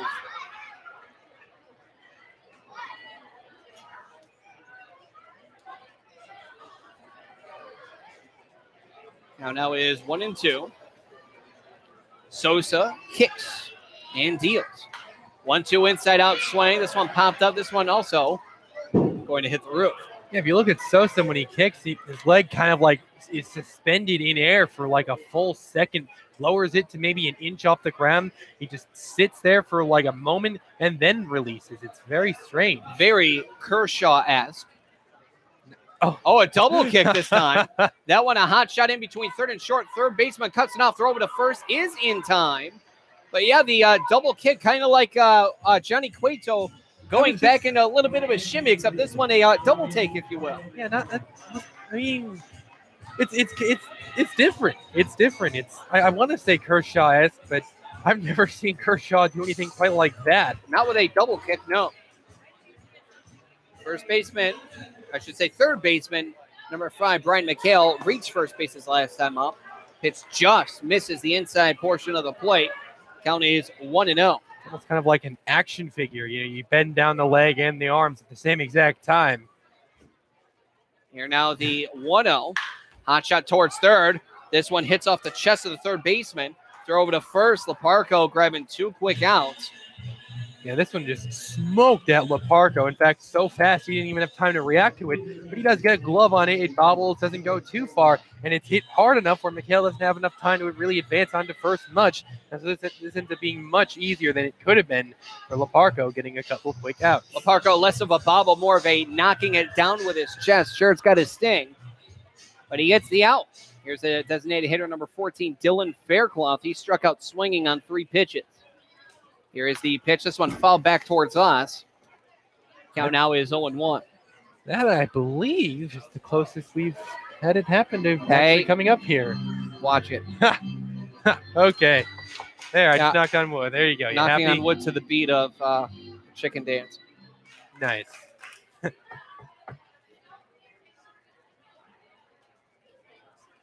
Here's a slow kick from Sosa. That one, curveball, just misses. It looks like high. Count here is 1-1, and Sosa really starting to mix up his deliveries. Yeah, it's a little bit surprised. He's been locating it around there virtually all game long. Now a quick pitch. That was inside out swing and foul territory. First baseman will not be able to grab that one. I had to kind of do a double take. I was kind of waiting for him to like raise up his leg and do the little kick like he's been doing, but instead he kind of just raised his arm and then just lunged at it. That was very weird. I mean, it's one thing to mix up your delivery, but to mix up your form and your stretch, that I don't think I've seen that before. Not a man of 1,000 batting stances, but a man of 1,000 deliveries, it appears. Indeed. Lefty with a nod. Back to his original delivery. Sidearms this one, more like 3/4. Misses, and now the count 2 balls, 2 strikes. And I think I saw Faircloth really swing at it very early, probably because he was expecting Sosa to do his kicking motion, but instead Sosa just kind of lunged at him, and that totally threw Faircloth off. Pitch well inside. Nearly got a piece there, Faircloth, but instead he'll set it a full count, 3 balls, 2 strikes, 2 men gone. Here in the bottom of the third, currently a 3-0 lead for the visiting Bristol Blues over the Pittsfield Suns. Time called. Now set back in motion. Here is a payoff. High fly ball going into right field. Stevens underneath it. Will reach up and collect the final out of the inning. So in the inning, it's a 1-2-3 inning. No runs, no hits, no errors, nobody left on. We head now through 3 full, a third of the game complete. We head to the top of the 4th. The Pittsfield Suns trailing the Bristol Blues by a score of 3-0. You're listening to Pittsfield Suns Baseball on the Pittsfield Suns Baseball Network. Too bad about radio. Oh, what do you mean? Well, since television, hardly anybody listens to radio anymore. Oh, I wouldn't worry about that if I were you. There's a radio in use for every man, woman, and teenager in America. Really? Gee, I'd hate to think of them all turning them on at once. They do. Every morning. Who listens to radio? That go where you go, medium called radio. That's with you every night through the long commuter fight, and in the morning with your toast and mama lady-o. Who listens to radio? No matter if it's summer, winter, spring, or fall. Who listens listens to radio. Only 150 million people. That's all. Getting your child home safely Tap your views together 3 times. is just a click away. There's no place like home. But making sure your child is in the right seat is just one of the steps down the road to safer travels. I don't know how it works. Find the right seat for your little one's age and size. There's no better way to get home safely. Know for sure that your child is in the right seat. How can I ever thank you enough? Get all the facts at safercar.gov/the right seat. Brought to you by the National Highway Traffic Safety Administration and the Ad Council.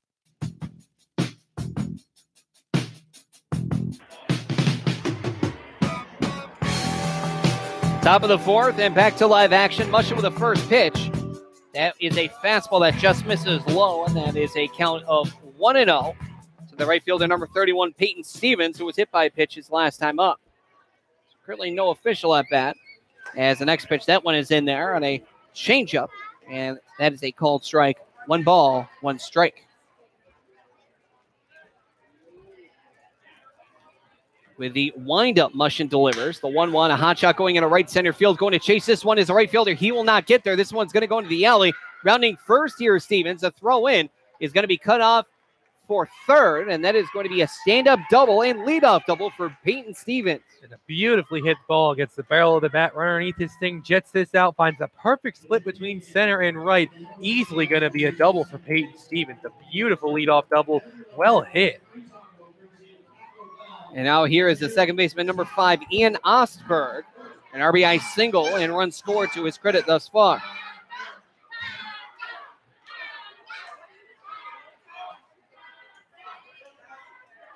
So already a runner in scoring position here for the Blues. Here is the pitch. Inside out swing goes right past Mushin. Second baseman knocks it down, loses it, but of course he was going to not throw that. So that is going to be an infield single for the second baseman, number 5, Ian Osberg. Runners on the corners now. Yeah, like you said, Billy, even if he had corralled that thing cleanly, which he didn't, I don't think he had a throw to make at first. That's going to go down as an infield single, reasonably speaking, because there was really no play to make at first. Osberg very speedily running down the first base line. Well hit, ball hit lightly enough where there's not really a chance to contest him running over to first. And now Mushin's in trouble once again. Runners on the corners, nobody gone. Here's a shortstop number 3, Jeremy Sagan. First pitch is in there, called strike, 0-1. Interesting to see how the defense plays this one. Already down 3 runs in the early going of the game. Let's find out what they do. They are set at double play depth, but we'll see. Throw over to first, no tag applied. Just to keep tabs there on Osberg. Yeah, given that the offense isn't able to figure out Sosa that much on the other end, almost might be worth bringing the defense inside a little bit. Simeone setting along the defense. Yes, they're moving more towards second, more double play depth than straight away. Trying to give up a double play potential. Runner goes. The pitch is a line drive past the diving stop glove of Matthews, and that is going to be an RBI single for Jeremy Sagan. Now 4-0, and the offense resets itself. Still runners on the corners. Still nobody gone, but a run scores. It is 4-0. The Blues lead it. Almost a beautiful play by Dave Matthews at first, but what could have been a carefree double play turns instead into an RBI single, which essentially resets the situation. So close. The pitch. That one is low and outside for a ball. That was a very, very rough pitch rushing through. If that had been a little bit closer to the strike zone, that could have done some damage because that didn't really have much bite to it. It was very slow, a little bit high. Speaking of high, that one fell way behind us. And the count here is now 1 ball, 1 strike. 1 man in, nobody gone. Runners on the corner still. And I think that one might have hit the Bristol Blues bus. Given how effective Sosa on the other end has been, this game has been in danger of getting out of hand for Mushin and the Suns. 1-1 swung on. Short right field. Incoming is Kronk. He will grab it. They will test the legs out. No, they will not. They will send him back because he would have been gunned down at home. Simeone, the catcher, pointing towards right field, knowing that was a fantastic throw. Oh, fantastic throw indeed. They would have gunned him down by a mile at home. A good idea to keep their runners on. And a good carefree out there from Mushin, not giving up any runs and creating just a simple fly out. And now with one man gone, you can get out of this inning with very limited damage for Ethan Hunt, who was already grounded out into a double play, 5-4-3 fashion. He's also struck out swinging on a 1-2 pitch. Be a good time for the Blues if Ethan Hunt could get out of the funk he's been into to this point. Pitch outside, 1-0. Could see Simeone stretching at that one right there. That was a little bit dangerous territory for Mushin and the Suns.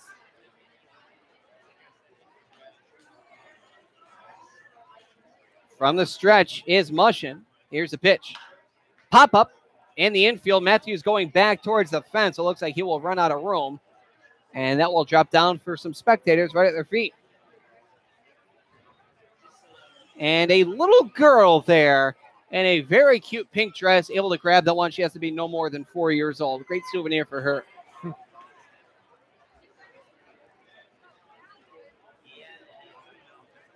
Bouncing up and down for joy now, walking away with mom and her other sibling. There'll be a 1-1 count from Mushin. Runner goes. Here's the pitch. That one bounces in, so that'll be a stolen base for Sagan, eliminating the double play. Oh, that was really rough right there. A bad time to throw something slow in the lower part of the plate. He's easily able to take second and removing the possibility of a double play.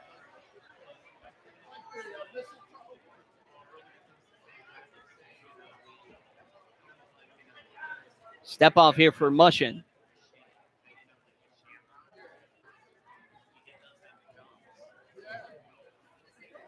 Now going from the windup, trying to get some better luck with that. Here's a 2-1.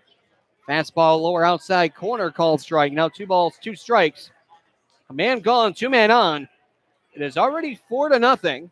And the hit in the outfield could really put this one in the danger territory for how they can come back and potentially get this one back tied. 2-2. Bounces in away from the catcher Simeone, but very softly does it trickle away from him. This will bring it full at 3-2. Huge pitch coming up here, and it wouldn't be the end of the world to lose Ethan Hunt onto first, although it makes things even more volatile loading up the bases. It would reintroduce the double play possibility. This one, however, we'll have to wait for. This one hacked foul first base side. And we'll go again from a payoff.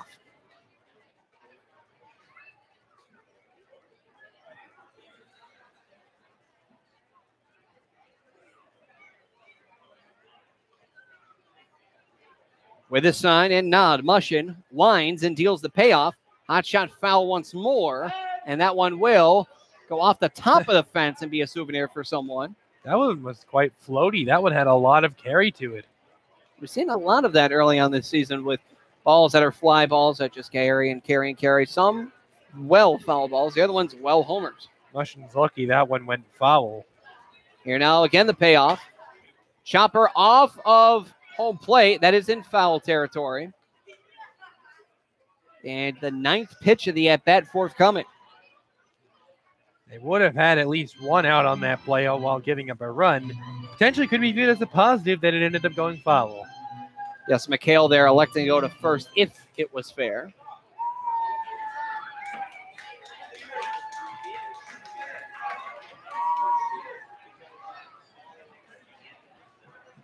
Time was quickly called as home plate umpire Connor Hogan was getting a fresh set of balls. There's the 9th pitch of the at-bat. And again, the payoff.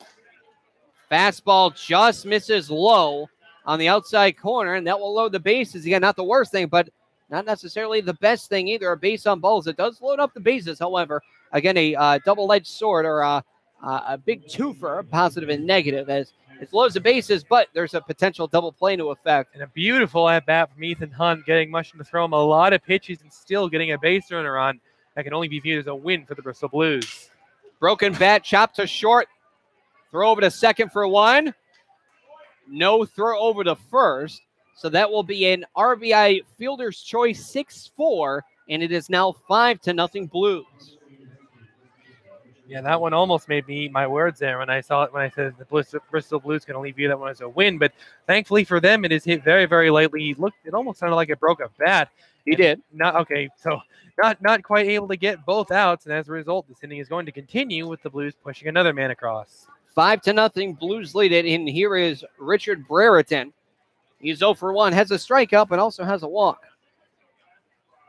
Here's the first pitch. Fastball away for a ball. The count here is 1-0. The location for Mushin, normally on point today. It is a little bit on the slower side here for Mushin. Having some trouble with his command finding the plate. 44 strikes, 27 balls. Runner goes, a throw over to second, nearly hit Mushin. And it gets away from the second baseman and no throw to home. And that's going to be an error on Simeone. The run will score. So a stolen base there for Leparco. Runner comes aboard on the throw that went off of the glove, off the dirt of Morrison. Yeah, this inning is definitely unraveling for the Suns there off of the error. Definitely not what you wanted as another run comes across. This one slapped off the shoulder of Matthews. Throw over to first, not in time. The inning continues. Another rough defensive effort over there at first. Not quite sure how this one will be ruled, but either way, the Bristol Blues able to prolong this deteriorating inning, and they get another base runner on. That will be ruled as a hit, as this was a sharply hit ball. Went off the shoulder there of Matthews, went to second, and then a very close play over at first. It looks like the Suns are getting something going in their bullpen. The damage has been done, but they may be looking to try to mitigate things in a little bit. So here's the center fielder, number 8, Connor Nolan, as the runner goes, but it's fouled off. Count here is 0-1.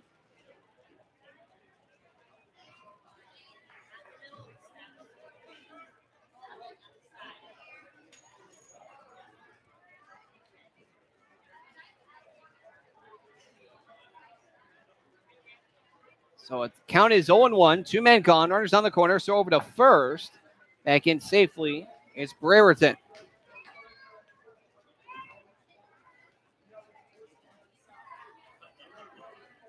Suns giving up 3 runs in the second. Now 3 runs here in the fourth. Mushin, runner goes. The 0-1. In there. Called strike. Throw over to second. Is in time. They got him. They tested Simeone one too many times, and that is a put out 2-6 on the caught stealing. So in the inning, 3 runs, 4 hits, 1 error, and 1 man left on base. We now head to the bottom of the fourth with the Suns trailing the Blues by a score of 6-0. You're listening to Pittsfield Suns Baseball on the Pittsfield Suns Baseball Network. Type 2 diabetes is a serious chronic health threat in America. It affects tens of millions of people. Many people who have the disease don't know it. Diabetes can cause health problems such as heart disease, strokes, amputations, and blindness. Talk to your doctor, get screened if you're at risk, and learn how to avoid becoming one of the millions of new cases of diabetes each year. You can help prevent type 2 diabetes. A message from CDC and HHS.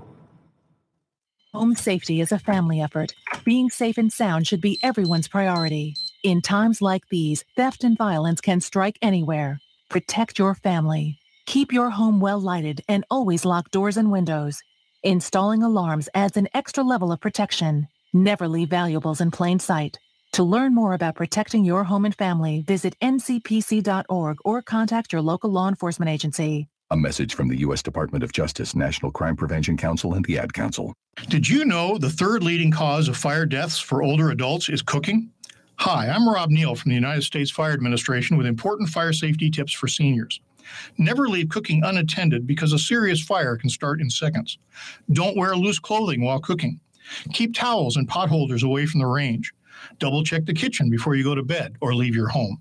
This message is brought to you by the United States Fire Administration, your local fire department, and this radio station. Hi, we're talking to real smokers about quitting. Tell me when you smoke and why you smoke. Eat, cigarette, kids, cigarette, dinner, another cigarette. One on my way to lunch, one after lunch. And another cigarette, and another cigarette. Have you tried to quit? Yes.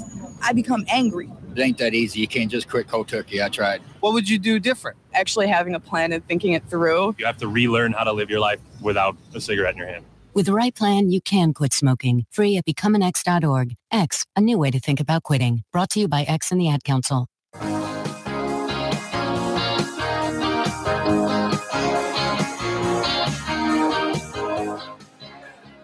First baseman number 20, Dave Matthews, batting in from the left-hand batter's box. Going to dig in. Flew out to his center his first time up, as here's a first pitch here from Sosa. That is a breaking ball that misses low and in for a ball. Count here 1-0. Two lefties going at it here. This at bat.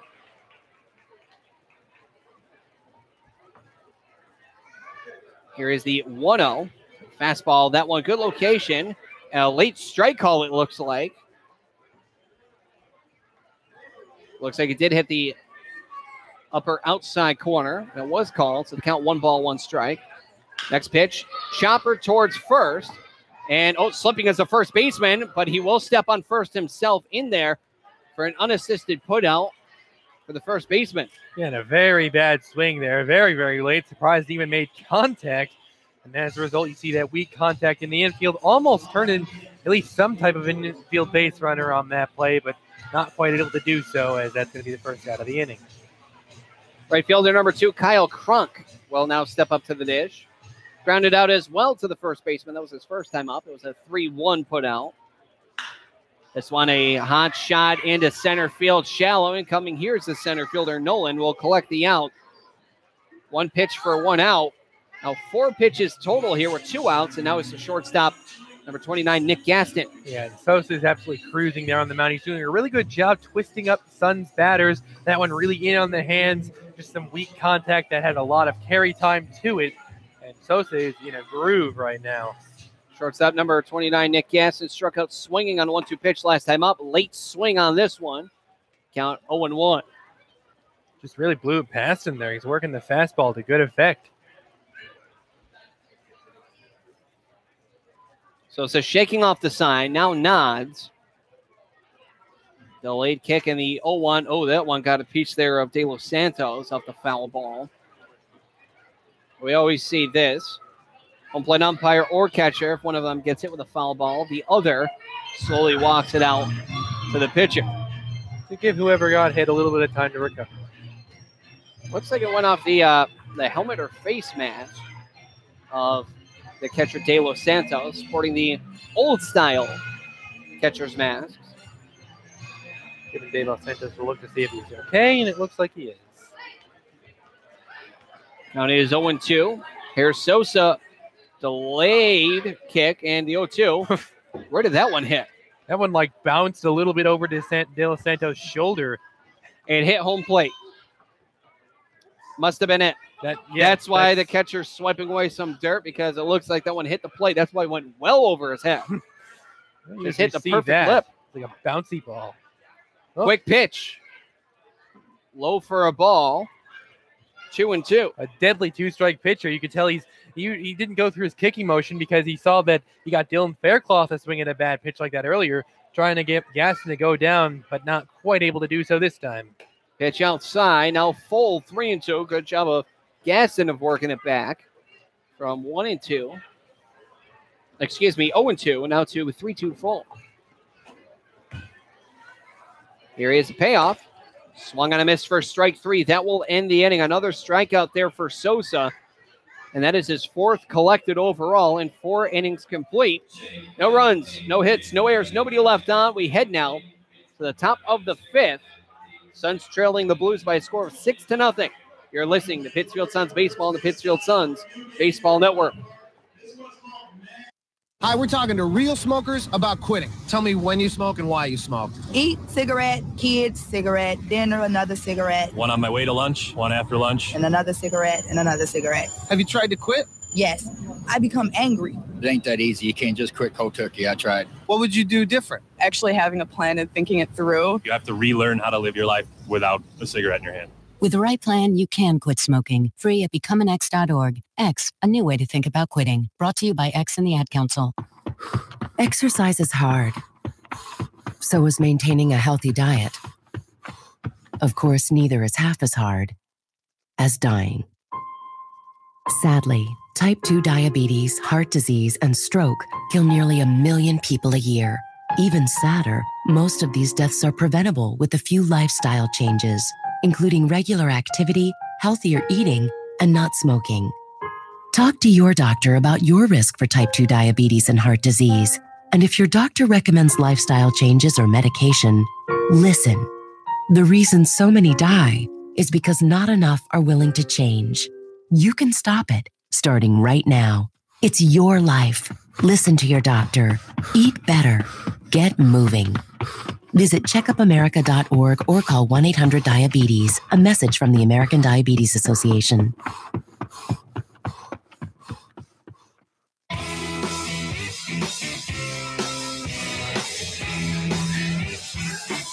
Middle of the order, 4-5-6, Nolan, De Los Santos, Stevens. First pitch, and that one is a breaking ball in there, called strike with a changeup. And that is a called strike, 0-1. Connor Nolan back at the dish for the fourth straight inning. That's because back in the fourth, an 0-1 pitch. Actually, we'll get to that in a minute. That's one skied out towards left, deep left. Cloutier twirling around, able to make the catch, one gone. An important quick out there for Mushin on the mound. On an 0-1 pitch, it was a called strike to Nolan, but then caught stealing at second was Brereton.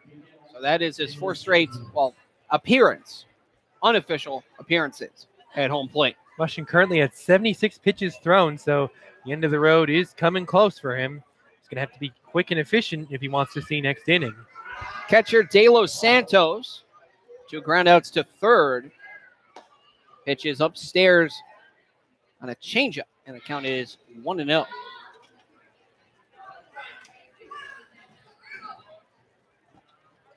Now the 1-0, that one hot shot right back to Mushin, who grabs it like it ain't no thing, throws it over to third for a trip around the horn. That was beautiful. Just a good heads-up play there. He gloved it with his wrist, not his glove. Good snap reflex from Mushin. Now here's the right fielder, number 31, Peyton Stevens. It's currently 1 for 1. It was hit by a pitch, hit a double, scored 2 runs. As that one is in there, a called strike, 0-1. That's got to be a confidence booster here for Mushin. 2 quick outs. Haven't seen that since the first. As here is the 0-1. Bounces in. Sevy with a good block. Unnecessary block. I shouldn't say unnecessary, actually more of a not needed block. So it's 1 ball, 1 strike. And the pitch. Cut on and missed there. Blown by with a fastball. Now 1-2. Looking a lot sharper this inning is Jordan Mushin.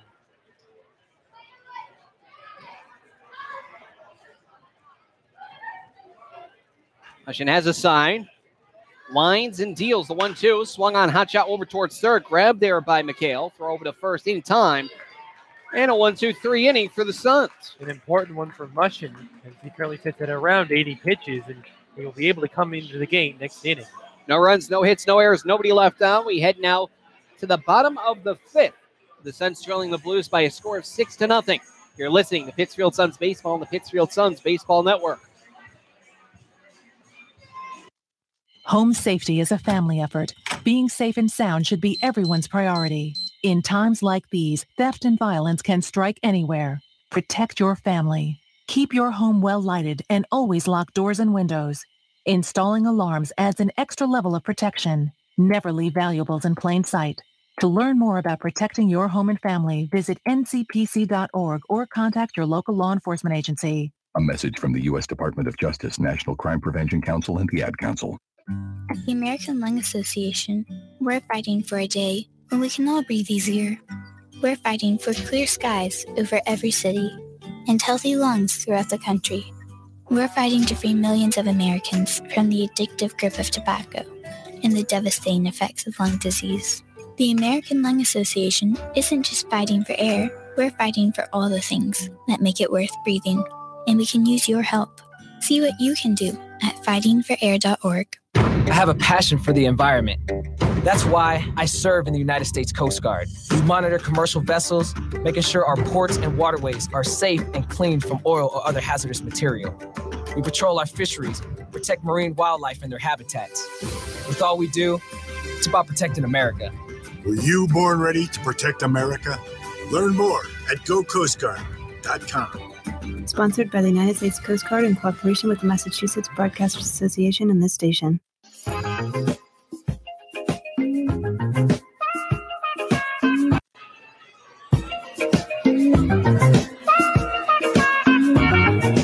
It'll be the bottom of the order for the Suns. 7, 8, 9. Cloutier, Simeone, Morrison. As back to live action. First pitch from Sosa. Fastball that is low for a ball over the outside portion of the plate. And the count here is 1-0 to Cloutier, who walked on a full count pitch his last time up. Here is the 1-0 from Sosa. Fastball also low. Now 2-0.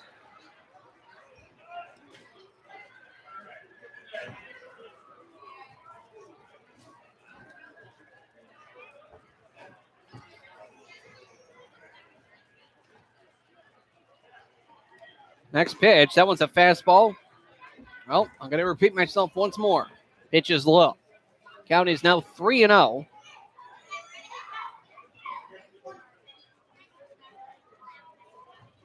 And the red light 3-0. Right down the middle, called strike. To left fielder number 23, Nathan Cloutier. Also has a stolen base over towards third. Sosa sitting in a pretty comfortable 68 pitches as of right now. Here's a 3-1 hot shot. This one headed to short. Sagan with the glove throw over to first. Barely in time. Beat him by a half step. Nonetheless, it's there. One gone. It looked like he had a bit of trouble corralling it effectively over there at short. The throw was a little bit high, and that was much closer than it needed to be. Still, of course, no harm, no foul as the play is made, and then it's the first out of the inning. And a good job on Sosa coming back from having been down 3 balls to none. Catcher number 19, Severino Simeone, a 2-1 single to short his last time up. Here's a pitch. Curveball, this one well outside, as this one looks like just a slip of a grip. Not too much bite to that one.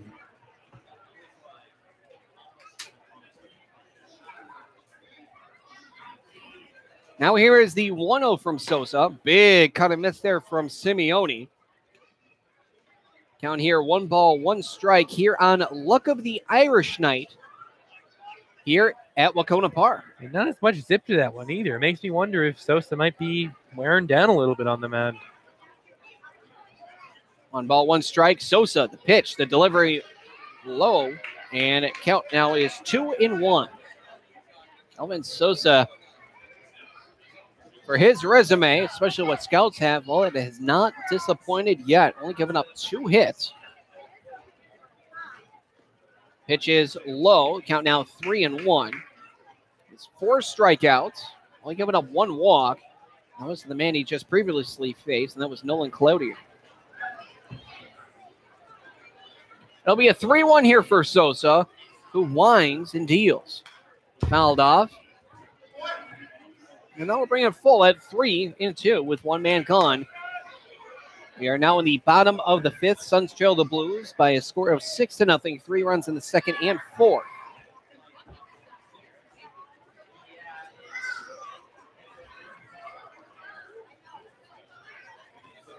Line up from Sosa.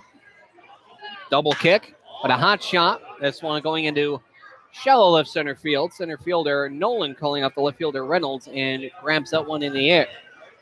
Yeah, that one had potential.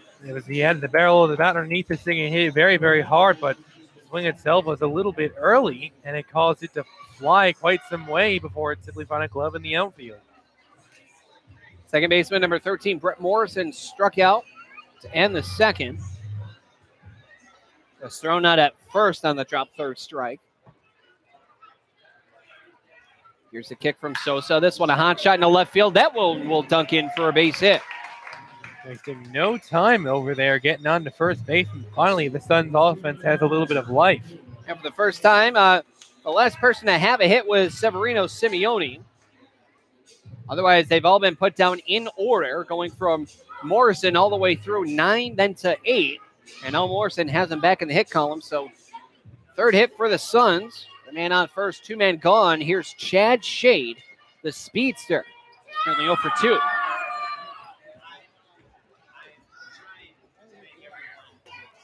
Pitch is upstairs, a bluff throw from the catcher. 1-0.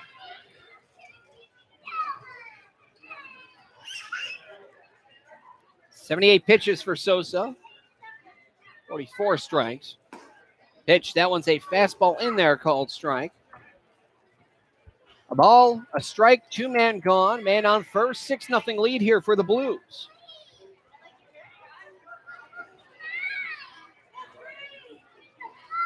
Now the 1-1. Hot shot up the middle, but it's a line shot right to the center fielder. This one will be trapped in center field. Rounding second. Throw over to third. There is no throw, rather. It's a bluff throw, and that'll be a single for Chad Shade. Things really starting to get going along here for the Suns. It's about time. Beautiful swing, good form on Shade's end. He got right around the center of the bat underneath that thing. It's not hit particularly hard, but it's hit hard enough to find ground out there in the outfield. And all of a sudden, the Suns are finally cooking with gas a little bit. If that one was hit even harder than it was, well, that one would have been caught by Nolan on a sliding grab. But right now, runners on the corners for third baseman Brian McHale. Pitches upstairs. The count here is 1-0. Sosa's going to have to finish this inning soon if he wants the chance to come out next inning. Sosa throwing first pitch balls to everyone except for Brett Morrison, who swung on the first pitch. Quick pitch. That one is a quicker paced pitch, I should say, on this delivery. Pitch is outside. Count is 2-0. That was an absolute laser ball that was way outside, and a good job stopping that one, as that one could have got a run across. High kick delivery. This one fouled off first base side. Well behind home plate. Thought that one was going to get that. I believe that's a Highlander, potentially. Either way. Sosa looks a little bit high-strung out there on the mound as he's not keeping his form that's been working for him so well all game. Low kick delivery. Pitch is upstairs, and now the count here is 3-1. The pitches maybe catching up to Sosa, especially with the mixed deliveries, whether it be slide kick, high kick, low kick, whatever you name it. This man is the Cal Ripken Jr. version of pitcher with 1,000 deliveries. Runner goes. Here's the 3-1. Pitch is outside, and, well, that'll be a walk loading the bases for the Suns. Here for the DH, number 3 batter, number 14, Dylan Fairclough, who's 0 for 2 on the day, a strikeout as well as a fly out to right.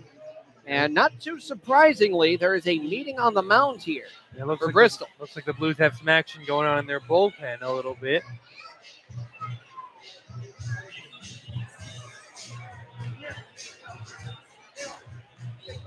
Looks like that is Jordy Shiner for the Bristol Blues. He's the pitching coach.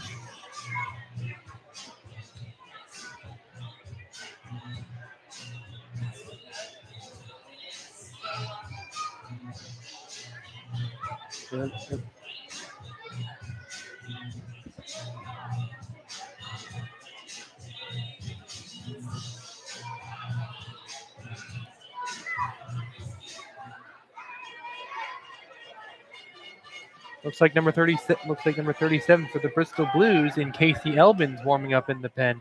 Well, the bases are loaded for the Suns. There is 2 men gone. No better time like the present here for the Suns to get aboard. First pitch. Fastball, lower outside corner. Talk with Jordy Shiner, the pitching coach. Works at least for one pitch. The count here is 0-1. Big crowd on hand for the Suns. Parking lot well full. As the 0-1. Foul ball, first base side. Catcher won't be able to get to it. Goes off the netting. Count here is 0-2.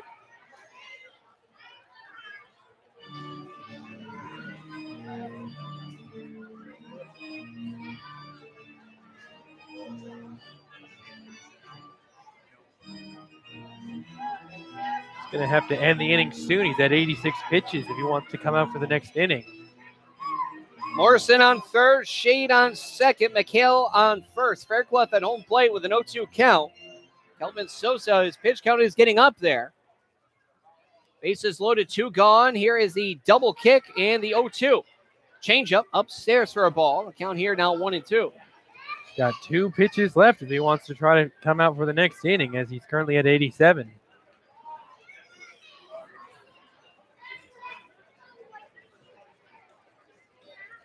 With a nod.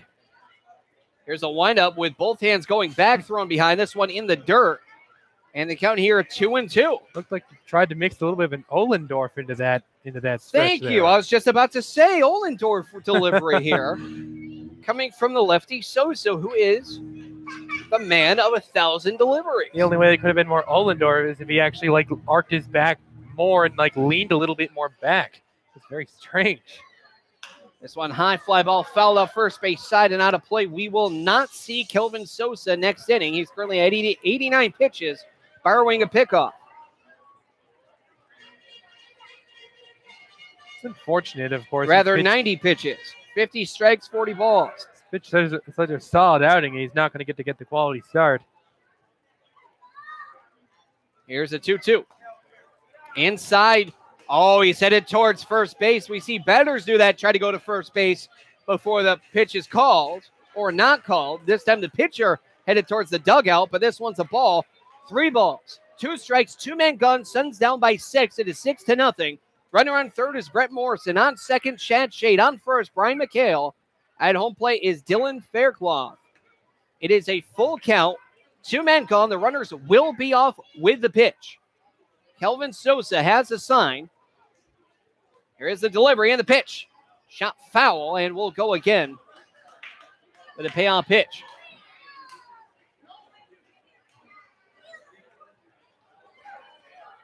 I believe that's Gage Finney delivering the balls there to Connor Hoagland.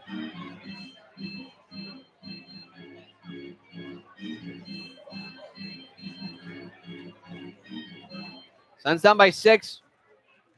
Perfect time to get some runs aboard here. Here is the payoff. Popped up in the infield.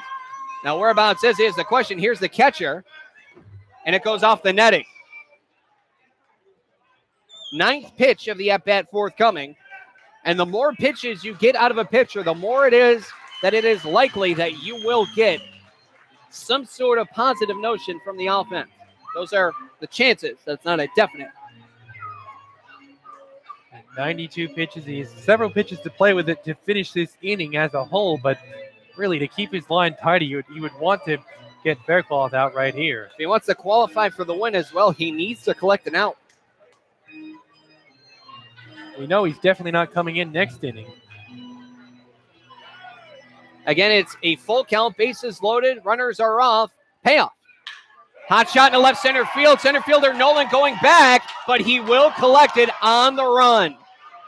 Beautiful run down there from Nolan in center field. Saves at least 2, possibly even more runs. So no runs with 2 hits, no errors, and the bases left loaded. We head now through 5 full innings to the top of the 6th. There's a new pitcher in the ballgame for the Pittsfield Suns. And we'll be right back with more Pittsfield Suns baseball on the Pittsfield Suns Baseball Network. Getting your child home safely Tap your views together 3 times. is just a click away. There's no place like home. But making sure your child is in the right seat is just one of the steps down the road to safer travels. I don't know how it works. Find the right seat for your little one's age and size. There's no better way to get home safely. Know for sure that your child is in the right seat. How can I ever thank you enough? Get all the facts at safercar.gov/the right seat. Brought to you by the National Highway Traffic Safety Administration and the Ad Council.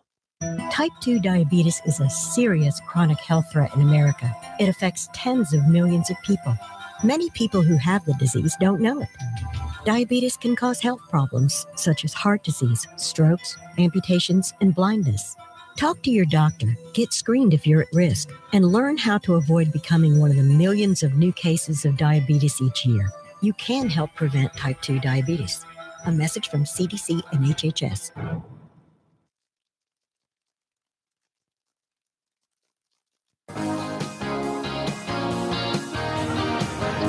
New pitcher in the ballgame for the Suns. And it looks like it's going to be number 7, Ryan Haddon. Now, Haddon appeared in the team's recent victory over the Brockton Rocks. He pitched 1 fairly clean inning where he walked a couple and struck out a couple. As he comes into a situation where his team is trailing 6 runs to none, that will do it for starter Jordan Mushin. Now, Mushin threw 5 innings of ball. He faced 24 batters, gave up 6 runs, 5 earned. He was very hittable, gave up 7 of such hits, 1 of which was a double.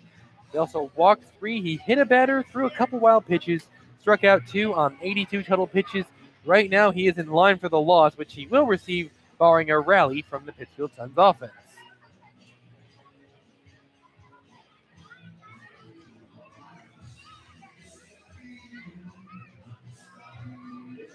Russian was qualified to come out for this inning as he had only thrown 82 pitches to this point, but it seems as if the team elected to go in a different direction and get a fresh arm out of the bullpen.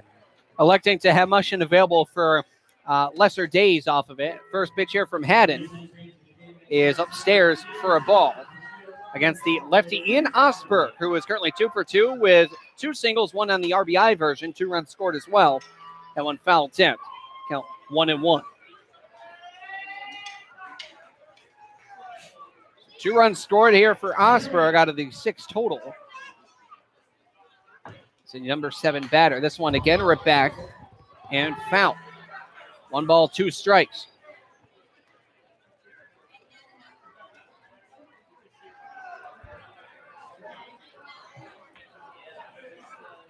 Against the lefty, Ian Osberg. Here's the 1-2. Swung on yet again, fouled off third base side and out of play. We'll go again from 1-2.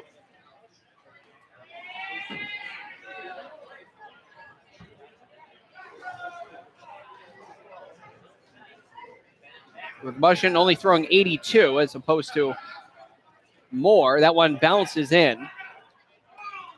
Count now is 2-2. With 82 pitches thrown, he'll be available after 4 days of rest. So his next game that he'll be available for is the 2-game series against Martha's Vineyard on the Vineyard, and the team is going to travel for the first time ever and stay overnight in the Vineyard. 2-2, hot shot going into left field. Will Duncan for a base hit. Headed over to Clodier. Well hit ball, squared up, had good form. He just lines this thing out into left field for a leadoff base hit.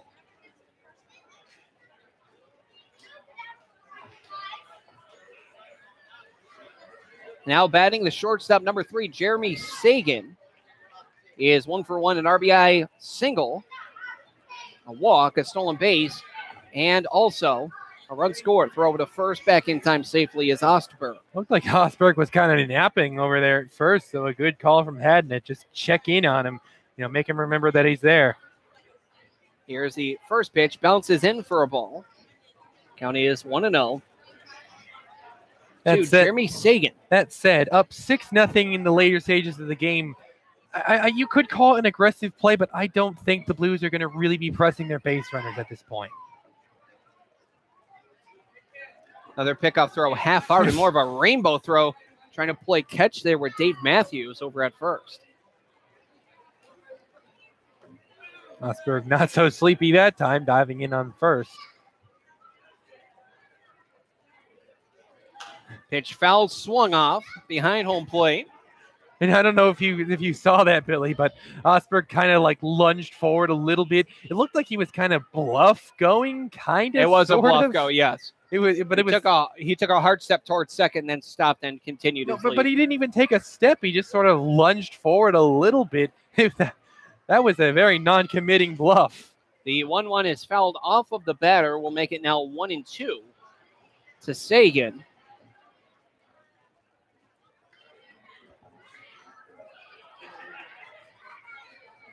You're listening to Pittsfield Suns Baseball on the Pittsfield Suns Baseball Network. Billy Madewell alongside Andrew Belargin at Paul Dowd Field at historic Wahconah Park in Pittsfield, Massachusetts.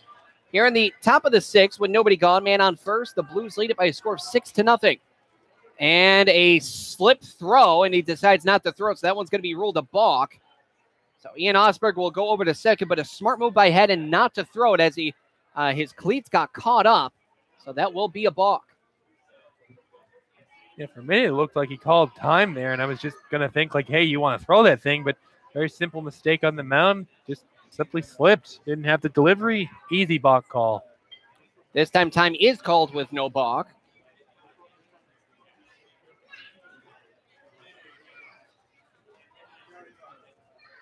Waiting the sign is Haddon. Now has it. Check second and the pitch. Bounces in, gets away from the catcher. The runner will advance to third. Will take a dig towards third, but hold up. Another wild pitch given up by the Suns.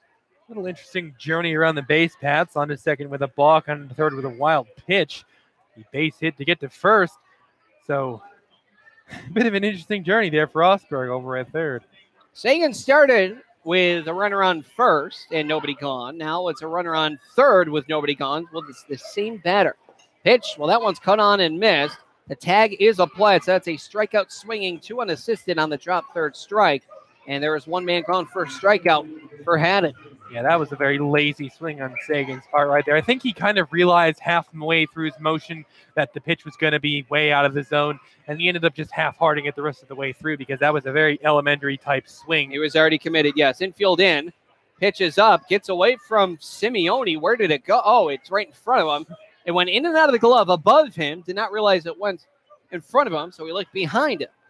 So that was a ball. County is 1-0. The infield is in, trying to prevent even further damage. Here's the pitch. Well inside. Now 2-0.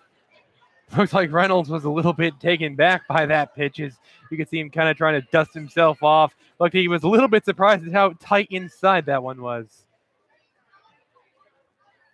And then with the windup. And the pitch low. Got away from the catcher again. That's he at home. He is safe. I'm not sure if that's going to be ruled a pass ball or a wild pitch, but either way, talk about an interesting journey around the base paths for Osberg. On to second on a block, third on a wild pitch, and another interesting journey of 90 feet, as this time he's home. He went to single on his own, went to second via balk, went to third via wild pitch, and went home via pass ball. What a trip. Count is 3-0. It is now 7-0 Blues. If he had advanced in some way via another teammate's base hit, we'd be talking about a cycle of ways of advancing. Well, Richie pretty much already did. That pitch was in there, called strike.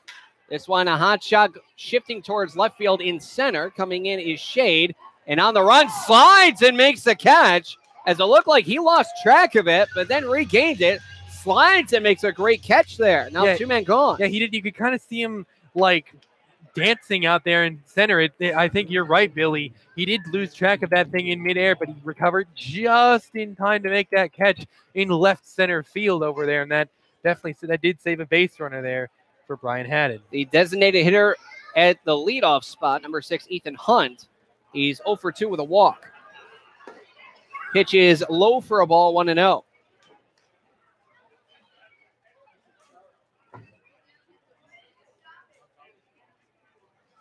Here is the 1-0 hot shot going into shallow center. Incoming is the second baseman and center fielder, but it's the second baseman with the over-the-shoulder grab, that being Morrison, who collects the final out of the inning. So in the inning, a very wacky run comes aboard. 1 run off of 1 hit, no errors, nobody left on base. An unearned run comes aboard, and it is now 7-0. The Blues lead it. New pitcher in the ball game for the Bristol Blues.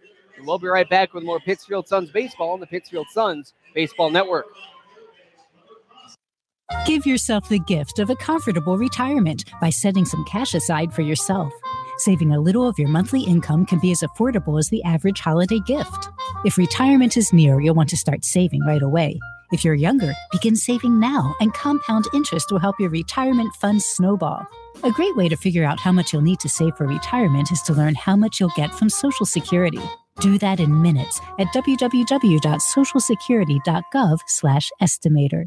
Do you suffer from the heartbreak of brain rot, feeling bored, sluggish, listless, not had a new idea in days, using electronic gizmos without a clue why they work? Now there's help. Ham Radio, guaranteed to stimulate your corroding neurons and open a whole new world of excitement. To learn more about Ham Radio, go to helloradio.org. Side effects of ham radio usage include mental stimulation, desire for education, new career paths, understanding of technology, and cases of addiction have been reported. If you experience any of these symptoms, you're welcome. Ham Radio. It's not your granddaddy's radio anymore. At the American Lung Association, we're fighting for a day when we can all breathe easier. We're fighting for clear skies over every city and healthy lungs throughout the country. We're fighting to free millions of Americans from the addictive grip of tobacco and the devastating effects of lung disease. The American Lung Association isn't just fighting for air, we're fighting for all the things that make it worth breathing, and we can use your help. See what you can do at fightingforair.org.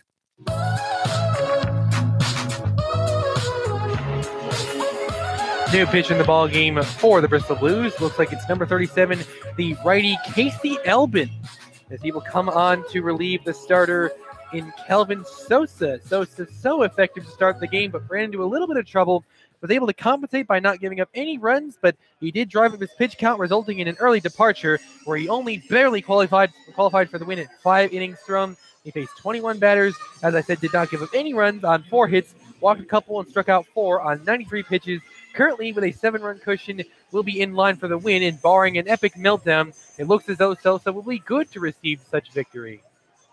Here is the left-handed batter, Dave Matthews. Yes, we've heard the jokes before and said them before. No, he is not with the band. He's 0 for 2 on the day with a fly out to center and ground out to first. Fastball is upstairs for a ball. The count here is 1-0. Of course, it is worth noting Elbin making his season debut for the Bristol Blues today. Big cut and miss there from Matthews. Swing and miss. Count here is 1 ball, 1 strike.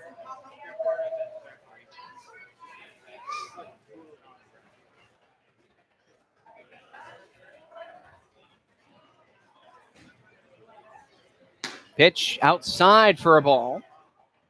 I'll bring the count here to 2-1.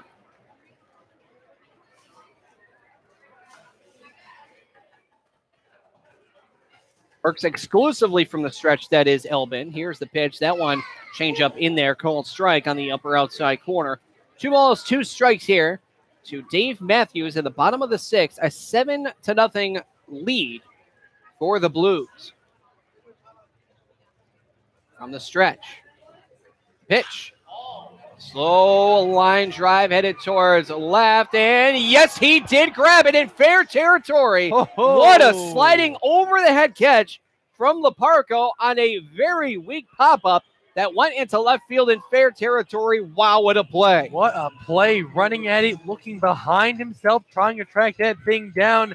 What a beautiful play in the shallow outfield to get Dave Matthews out. A beautiful play to give Elbin a little bit of support. Now here's the right fielder, number 2, Kyle Cronk.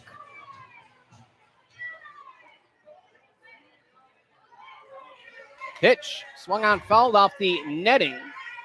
Count is 0-1.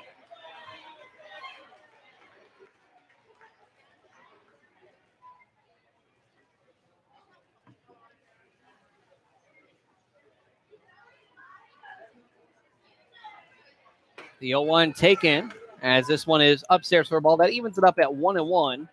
Casey Elbin, the redshirt junior, soon to be redshirt senior, at West Virginia Tech University with the Golden Bears.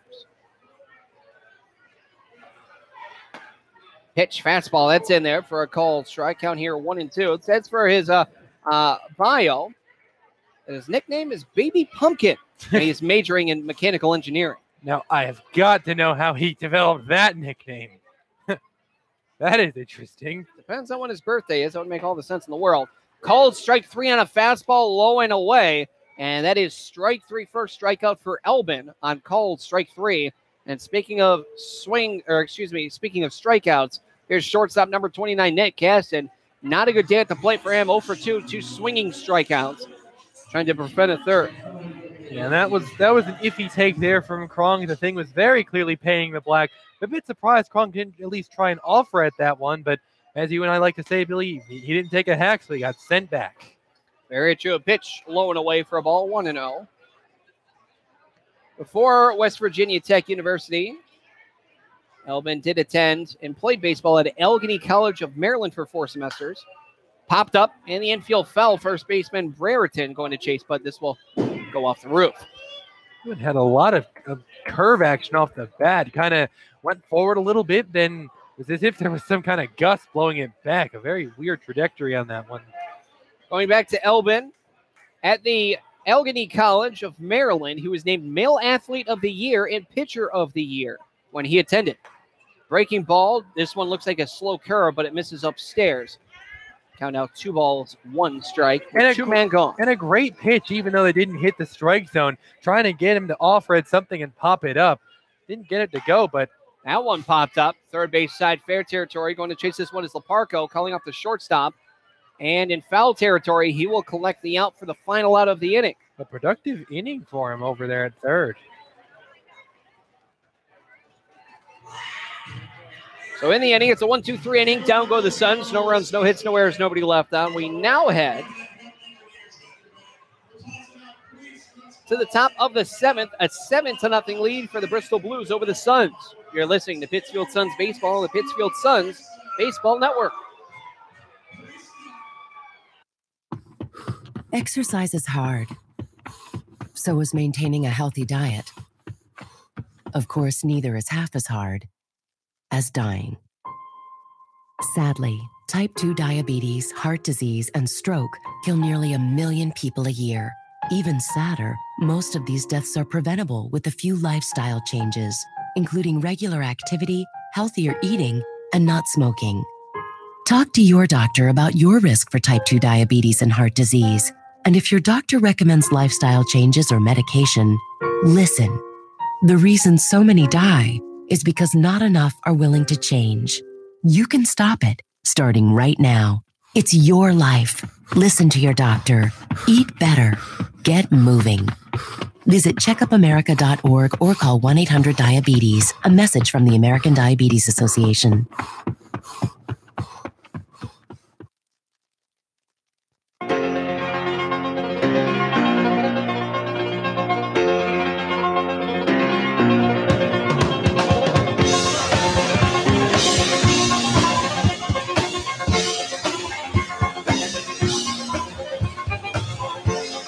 Now the top of the seventh, third baseman number 1, Alex Leparco, sees the first pitch high and in for a ball, 1-0. A couple of great defensive stops here from the third baseman of Bristol. As that one is in there, called strike. Now 1 ball, 1 strike. Here to Leparco. He's 0 for 3 on the day, but a fielder's choice had an RBI tacked on top of it. Also had a stolen base, inside out swing going foul first base side. That will stay in the park and a free souvenir. One of our staff members looks like, and he'll give it away. Yes, he does, to a little boy that's probably the age of 5 or lower, so it's always nice to see that. This one, a short hop swing over to Matthews at first. He'll step on first himself for the 3 unassisted putout. Pretty casual there from Matthews, who almost seemed to be expecting that light hit over to him at first. And very, very easy first out of the inning for the Suns defense. Very nonchalant, Andrew, yes. Indeed, indeed.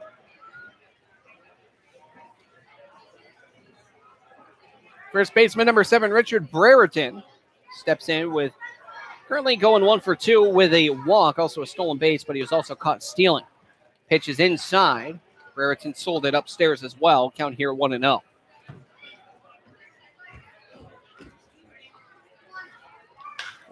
Swinging, and that is foul first base side. Will go off the roof of that house, which the insurance has to be sky high. Right. Property, that's got to be an interesting property value over there. The insurance companies must love it over there. Guess who we're going to nickel and dime next, boys? Here's a 1-1 fastball that misses low. 2 balls, 1 strike. Here to Brereton.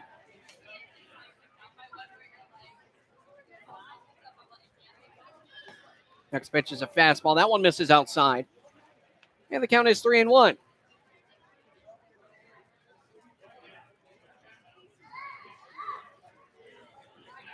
Here is the 3-1. That one is in there, called strike. Running to Brereton. About almost, I would say, a third of the way there with his bat. Runs before the call made, and that one was right down the middle. I don't know how you missed that one and pretend that you're going over to first. The umpire's the one that gives the call, not you, and now it's full 3-2. Here's a payoff. Swung on, fouled back, just away from our crowd mic.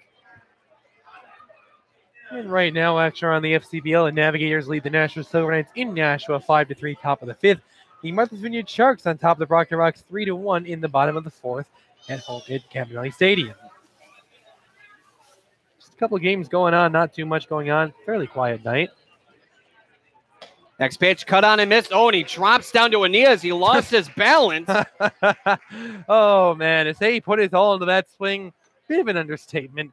from trucking over to first on a 3-1 pitch. Coming back now, striking out and swinging on that one. What a trip that at-bat was. And now this will bring up the center fielder, left-handed batting Connor Nolan. It's 1 for 3 on the day with a run scored. Here's Haddon with the pitch. Fastball inside corner. Great location on that one as he zips it by Nolan. It's a called strike 0-1. Quick pace here as the 0-1. That one inside out swing. And that one's fouled off. Now 0-2.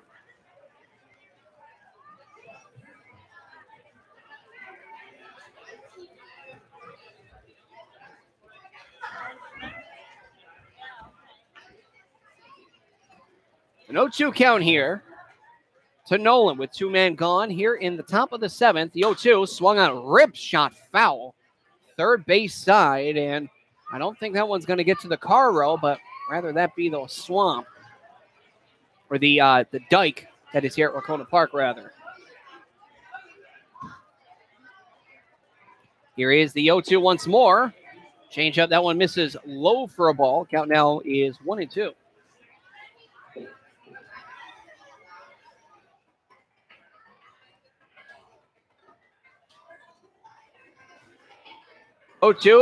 Rather 1-2. This one, it looks like he lost the grip on the changeup. This one well outside. And the count 2 balls, 2 strikes.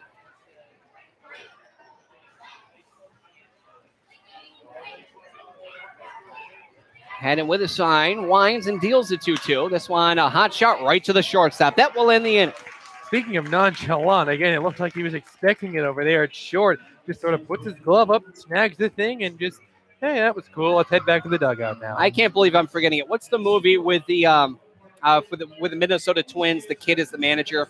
That's what I'm thinking of as he moves the shortstop over. I might not have seen that one. We'll find out in a minute. Let's listen to Take Me Out to the Ball Game.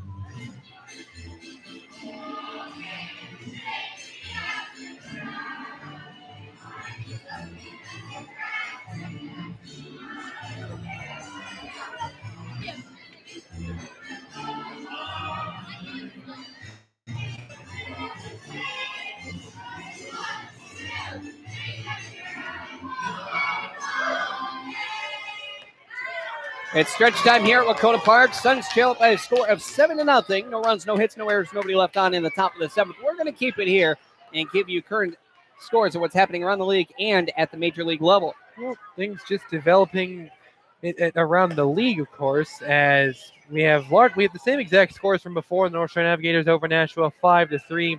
Martha's Vineyard Sharks lead the Brockton Rocks 3-1. Heading over to the majors, a scoreless tie early in Minnesota with the Twins hosting Cleveland.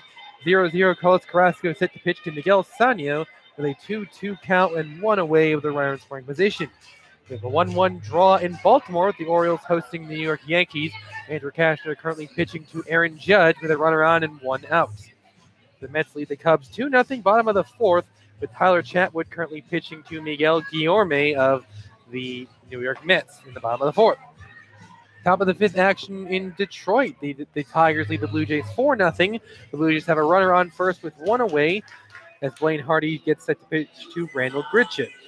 In Atlanta, the Braves in a scoreless tie with their division rivals Washington Nationals as the Braves just swiped first place away from Washington yesterday, trying to pad a little bit of their lead here in a scoreless draw. Bottom of the 3rd, Steven Strasburg pitching to Oscar Albies.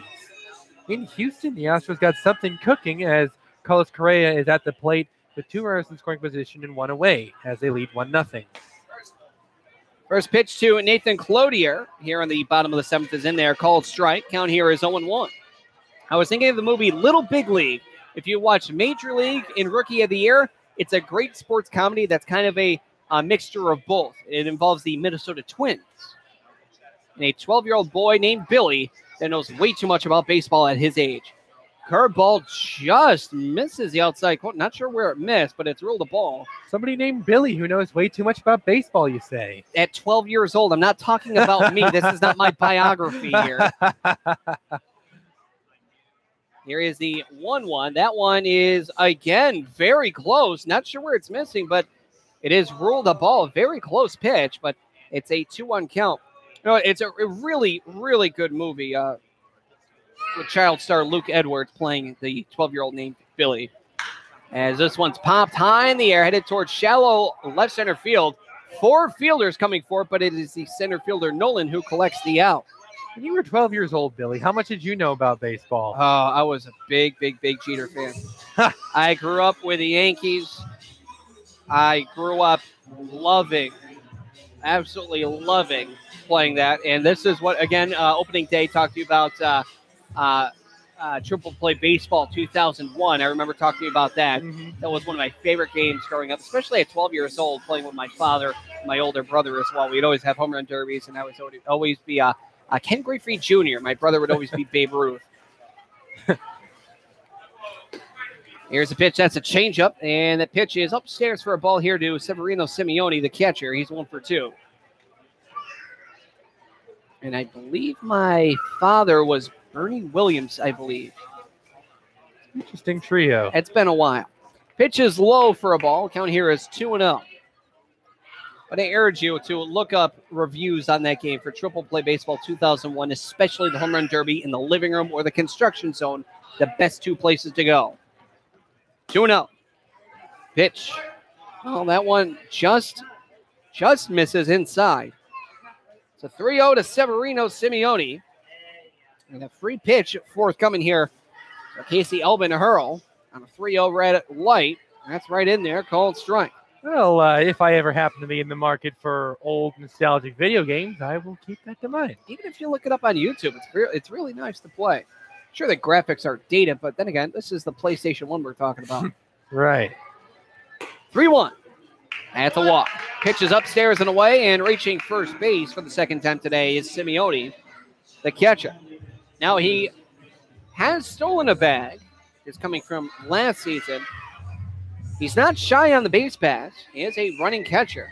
Here is the second baseman, number 13, Brett Morrison, another Pittsfield Sun that returns for his second year. If the Suns want any chance of getting back into this game, trailing by 7 runs, they're going to need to really push that type of advantage. The element of surprise, if you will, with a catcher who could run.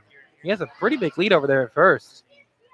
First pitch. That one is upstairs, maybe a tad in as well. Count here 1-0. And you got to know, from Simeone's perspective, he is a catcher, so he knows how to look for runners who are maybe getting a little antsy on the base path. So taking that perspective, maybe he can try to fool him a little bit there at catcher. Here's the next pitch. That one's a fastball, beautifully located low and in corner. And that's a call of strike. 1 ball, 1 strike, just over 2 hours. Now 2 hours and 1 minute of action. Blues lead the Suns by a score of 7-0 here in the bottom of the 7th in Pittsfield, Massachusetts at Paul Dowd Field at Wahconah Park. It's been a fairly fast game. Now a step off here from Albin.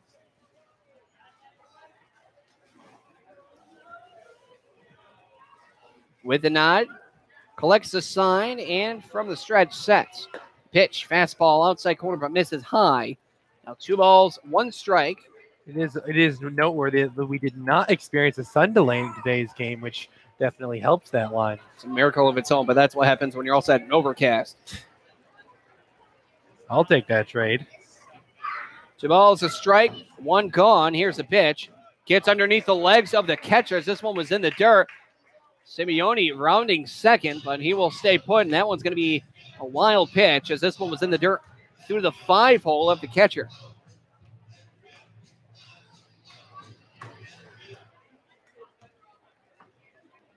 It's a 3-1 count.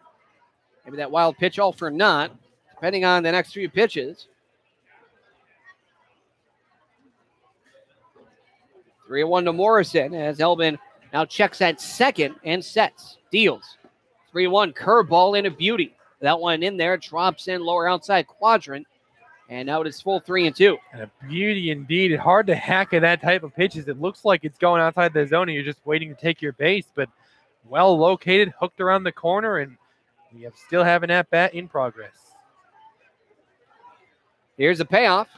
Cut on and missed for strike 3. Morrison goes down via strikes. And now with 2 men gone, here's a center fielder, number 18, Chad Shade. A ripped shot up the middle for a single as trapping and dropping the ball was Nolan out in center. If he hit it any harder, it would have been a line drive out in center. And I don't blame Morrison for hacking at that one. Now is the time to get aggressive for the team as they're down 7 runs, trying to claw their way back in. Time and innings are running out for the Suns. Here's the first pitch. A check swing. They're ruling he did go. Yeah, that without electing. That did look like he went. It looked like that was very close without electing. Shade asking why home plate umpire Connor Hoagland did not elect. Definitely looked like he broke the plane there. That's a good call at home plate. It was very close, but on a close one like that, you would expect an appeal to go towards John Gillette.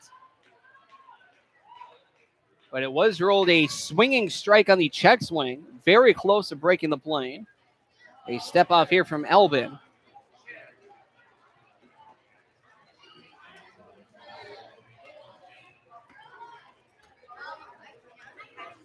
Oh, 1. That one is on the outside corner now, 0-2. And now having to choke up on the bat here is Shade. Tough sequence of events for Shade down there as he falls himself down. Really have to try to make something happen here. Elbin with a breaking ball curve. And that one misses outside for a waste pitch. Count now 1-2. And a great waste pitch at that. Trying to get him to swing at something. He changes up his speed and his location, or trying to get him to go after it. Doesn't get him to swing at it, but no harm, no foul. He certainly isn't in any rush to finish the inning. Great defensive swing following that one off his Shade. Lunging at it, just trying to make contact and foul it up. So great defensive swing. Count remains 1-2.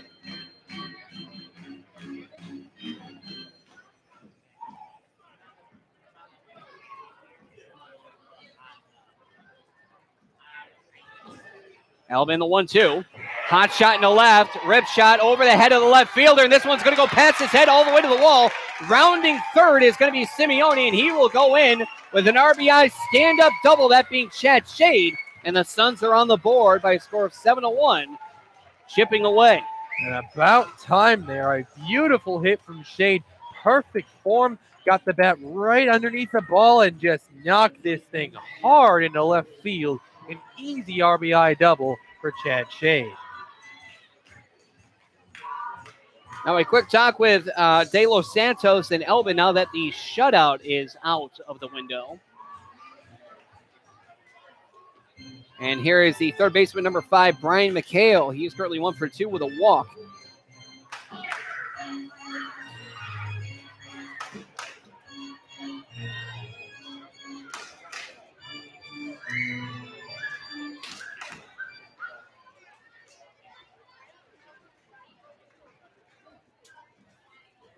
And the pitch, fastball. That one's in there, called strike to McHale.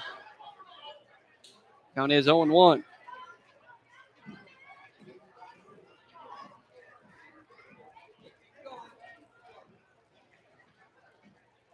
The 0-1, rip foul first base side after kicking up some chalk.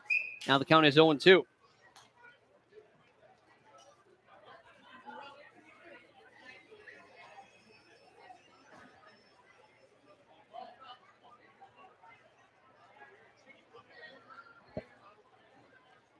Elbin getting the sign here from De Los Santos.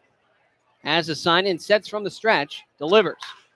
Pop up and shallow right second baseman Osberg going to collect it. And he will. That will end the inning.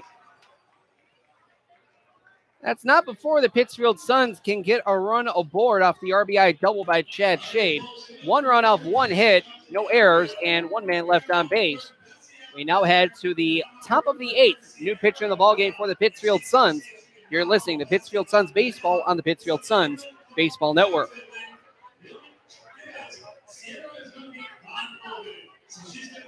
Did you know that every 2 seconds someone in America needs blood? Dr. Phil here, and I'd like to encourage you to donate blood through the American Red Cross. If you've never given before, now's a great time to start. If you've given before, do it again. It only takes about an hour, and your donation could make a life-saving difference. So contact the American Red Cross today. To make an appointment, call 1-800-GIVE-LIFE or visit givelife.org today.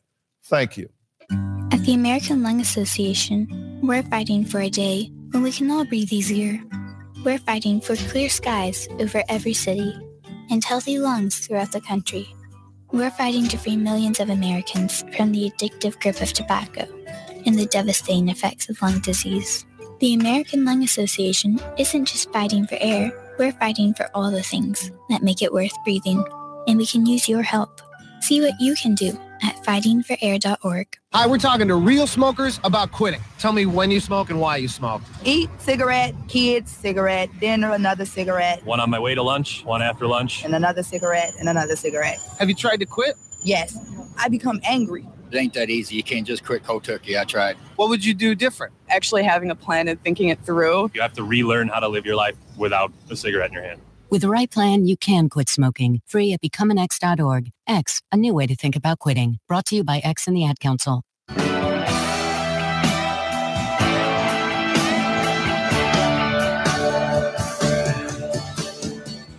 New pitcher in the ballgame for the Suns. It's number 40, Mike Demarest. Demarest, the 5'11", 180 senior out of Adelphi University. He's a true righty, and he has plenty of FCBL experience as he played with the Wachusett Dirt Dogs last season. He also represented Wachusett in the All-Star game for the FCBL West. In that season, he appeared in 20 regular season games, hurling 24 innings, giving him 23 hits and 9 walks, striking out 32, en route to a sterling 0.75 ERA. Looking to try to hold the line for the Suns as they trail by 6 runs right now. That will put an end to the night of Brian Haddon, who had a pretty solid relief appearance in today's game, hurling 2 innings, facing 7 batters. No earned runs, but an unearned run off of 1 hit. He threw a wild pitch and struck out 2 on 35 pitches.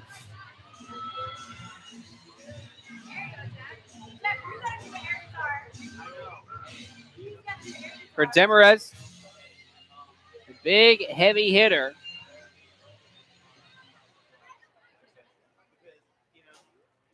As the first pitch, fastball, continuing my statement. Fastball, lower outside corner, Peyton the Black, called strike. 0-1 here to the catcher, number 38, Miguel De Los Santos. He's 0 for 3. 2 groundouts to third, a line drive over to the starter. Same spot with a fastball, called strike. Count is 0-2. Last time he was up, he had a hot shot, rip shot to Jordan Mush in the starter. Line drive where he caught it, right with his wrist and glove. Here now the 0-2. Bounces in. Count here now 1 ball, 2 strikes.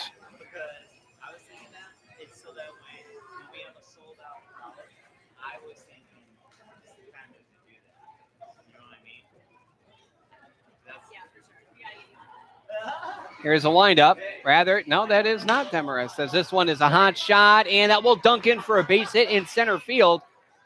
That is number 41, not number 40. And that is Joey Rogers.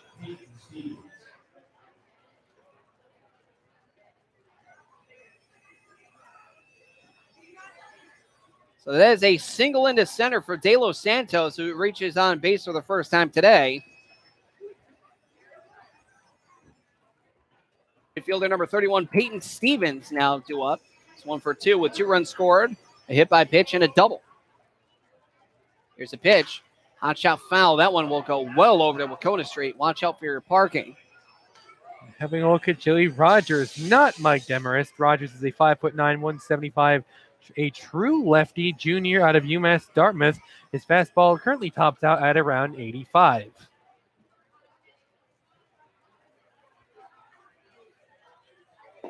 This one is a changeup. That one drops low for a ball. 1 ball, 1 strike.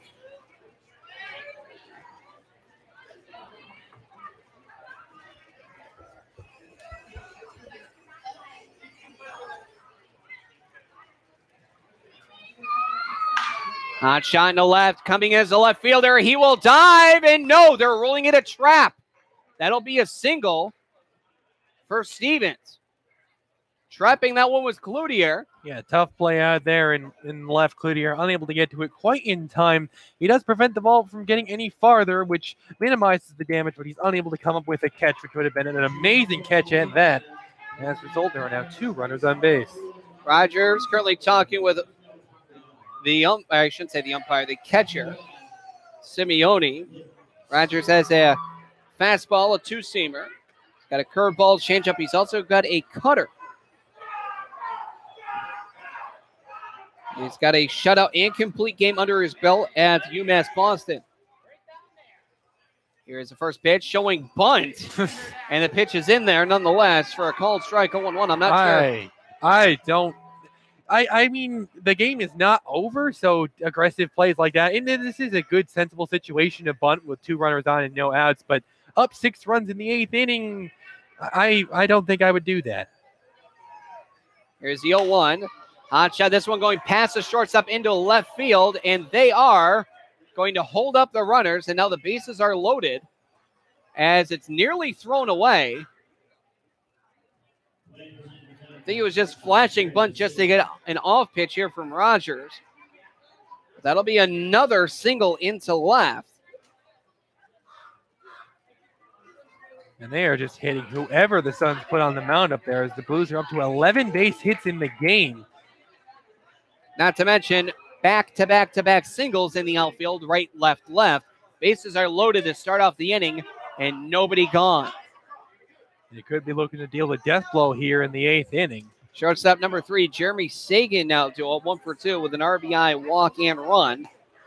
Fastball outside corner called strike at the knees, and the count here 0-1.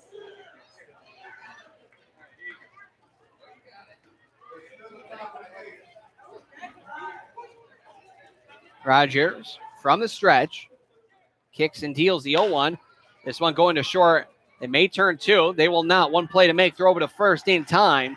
As an RBI ground out 6-3, and it's backed up to a 7-run game, 8-1.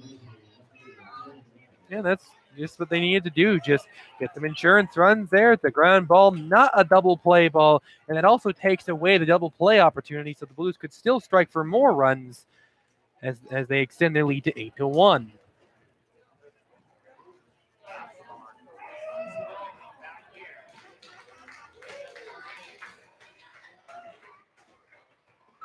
Dylan Reynolds here in enviable position.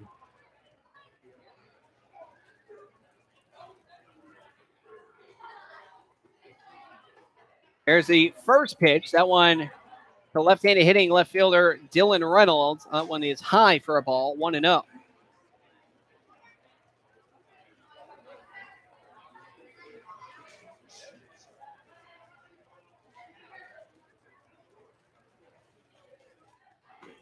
Next pitch, that one drops low and away for a ball.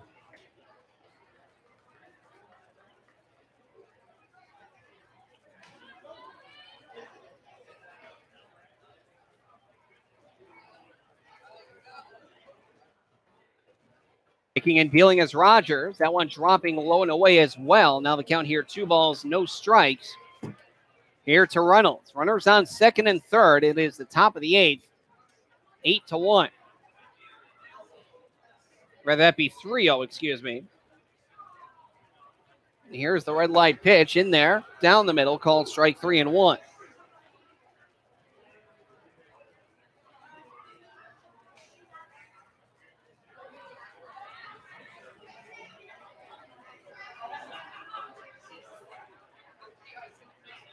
Here is the pitch, fouled off third base side out of play. The count is now full, 3-2.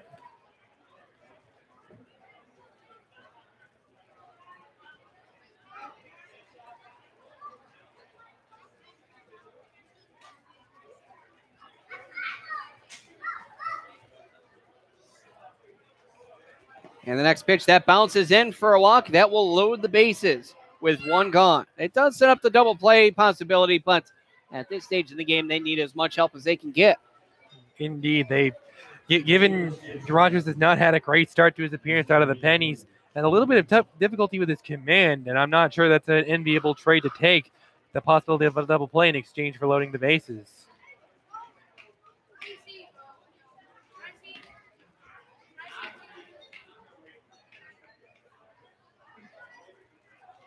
Here's the first pitch to him, and that one's in there for a called strike to Ethan Hunt, who is 0 for 3 with a walk.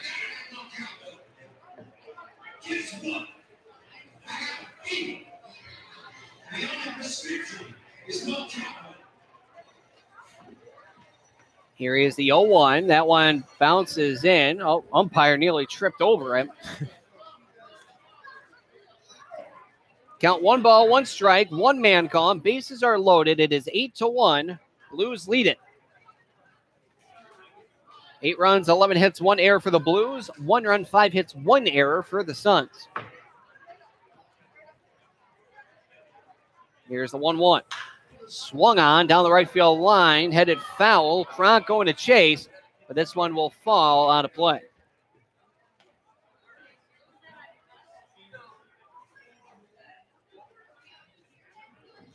One ball, 2 strikes. Now with 1 man gone. Bases loaded. On third currently is Stevens. On second, Osberg. First, Reynolds. Of course, at home plate, Ethan Hunt. Struck out in the first. Grounded into a 5-4-3 double play in the second. Walked in the fourth. Popped out to second base in the sixth. Underneath the 5-hole of Simeone once more. But this one is grabbed in time to prevent any runners coming aboard. 2 balls, 2 strikes. Really trying to get him to go fishing there, but he didn't bring a rod.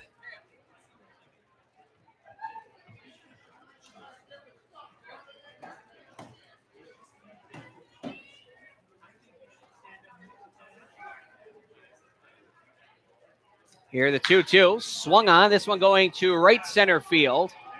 And it looks like Kronk will grab it. The runner, they are going to tag him. Let's see. No throw home, so a sacrifice fly, making it 9-1. I mean, it's hit into roughly mid-shallow outfield, but it is barely deep enough to get the runner on second over to third and to bring a run home. 9-1 Blues lead it. And here's Alex Leparco. The third baseman is currently 0 for 4 with an RBI fielder's choice. He also has a stolen base.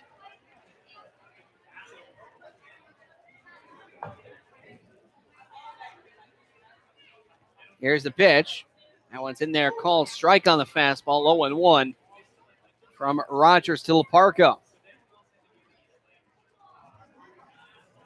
No activity in the bullpen here for the Suns, nor the Blues, it looks like. Here is the 0-1. And it is ruled that one got a piece of him. Oh, it definitely did. It looked like it was in a little bit too tight, and it did get a piece of him for sure. You could barely hear the contact. And now this will be Brereton, 1 for 3 with a walk. Stolen base, also has 2 strikeouts. Was also caught stealing. Bases are reloaded here, and if Brereton reaches safely, the Blues will have batted around.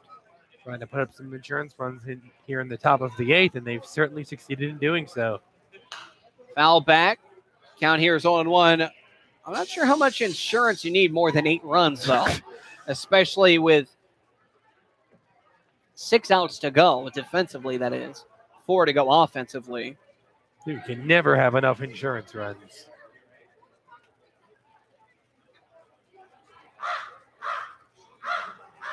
Here's the 0-1. And the pitch just missed inside. Count now 1 ball, 1 strike.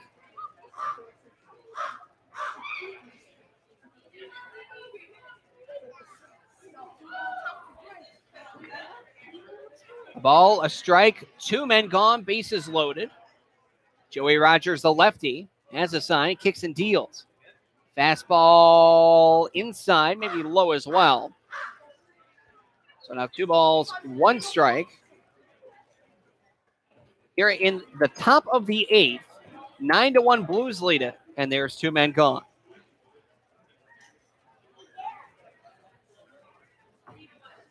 Here's a 2-1.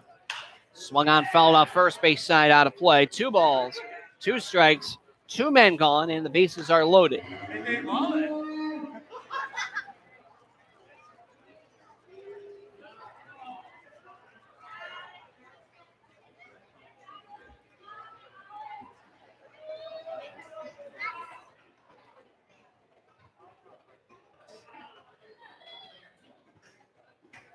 Rogers awaiting, the sign has it, kicks and deals, 2-2, curve, hit up and in, and this will bring it full 3-2. Runners will be off with the pitch. That was an ugly waste pitch. Absolutely no chance he was going to hack at that thing, as it was high the whole way.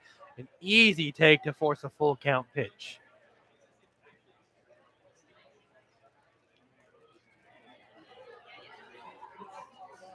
Still no activity in the bullpen for the Suns at this point. Runners go, payoff pitch, swung on, fouled off first base side, out of play. And a souvenir. We'll go again from 3-2. You're listening to Pittsfield Suns Baseball, the Pittsfield Suns Baseball Network. Billy Madewell alongside Andrew Belarchin at Pulled Out Field at Wahconah Park in Pittsfield, Massachusetts.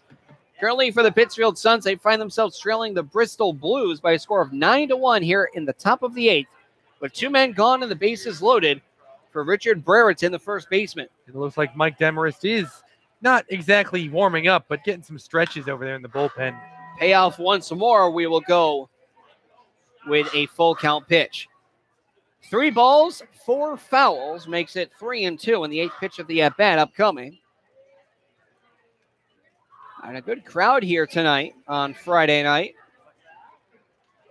Absolutely silenced by the Bristol hitting, however.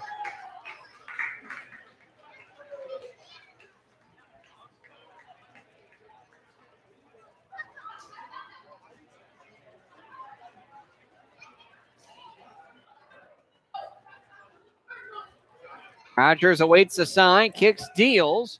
Payoff, cut on a miss for strike 3.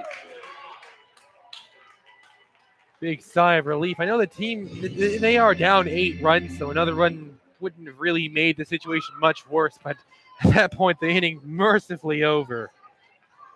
2 runs off 3 hits, no errors, bases left loaded. We head to the bottom of the 8th with a new pitcher in the ballgame for the Bristol Blues. We'll be right back with more Pittsfield Suns baseball on the Pittsfield Suns Baseball Network. Type 2 diabetes is a serious chronic health threat in America. It affects tens of millions of people. Many people who have the disease don't know it. Diabetes can cause health problems such as heart disease, strokes, amputations, and blindness.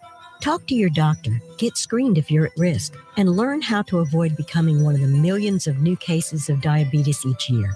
You can help prevent type 2 diabetes. A message from CDC and HHS.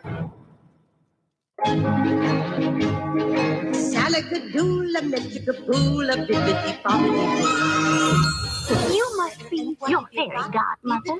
Yes. It doesn't take a fairy godmother to tell you that the right fit means everything. Good heavens, child. You can't go in that. Children under 4'9" need to be in a booster seat because they aren't ready for adult safety belts alone. Many parents miss the important step of booster seats. Maybe you better explain things to him. Booster seats raise your child up so that a safety belt designed for adults will fit and protect them properly. Oh, that does make a difference. Remember that 4'9" is the magic number, and get your little pumpkin there safely in a booster seat. Hop in, my dear. Oh, thank you. And like Cinderella, you can live happily ever after. It's like a dream. A wonderful dream come true. For more information, visit boosterseat.gov. This has been a message from the U.S. Department of Transportation and the Ad Council.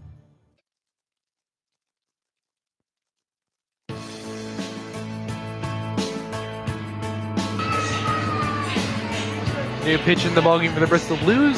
Looks like it's number 27, Zachary Dione, the true righty 6'3", 190 pitcher out of Holland. Will come on in relief for the Blues in the later stages of the ballgame. And at this rate, looks like he's probably just trying to get some work in with the team in an 8-run lead. He will be relieving the reliever Casey Elbin, who pitched 2 solid innings, facing 8 batters, giving up 1 run on 1 hit, which was a double. He walked 1, threw a wild pitch, and struck out a couple on 35 total pitches.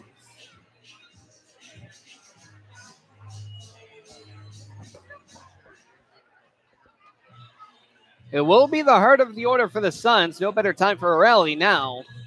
A Faircloth, he's trying to reach a board for the first time tonight. He's got to strike out 2 flyouts to right and center. He's currently 0 for 3 on the deck.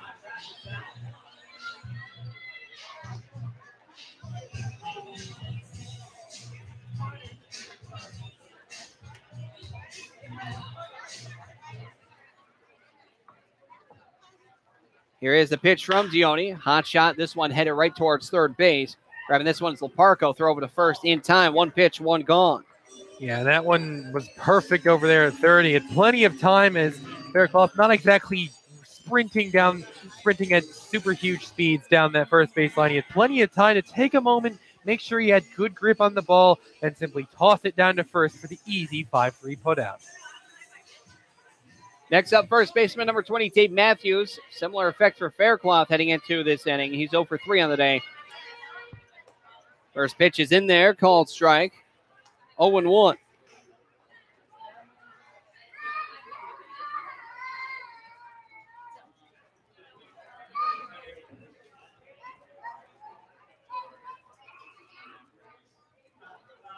Here is the 0-1. That one hit towards second, charging as Osberg, forehand glove, throw over to first, and beat him by a step.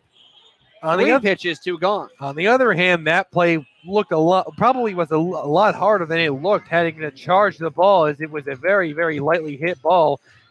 He has to charge the ball, gather it, putting his glove right underneath it, and then he has to field it properly and throw it onto first properly, as Dave Matthews is not exactly slow.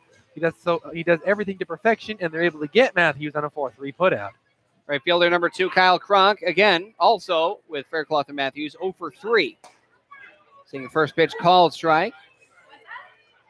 Count here 0-1.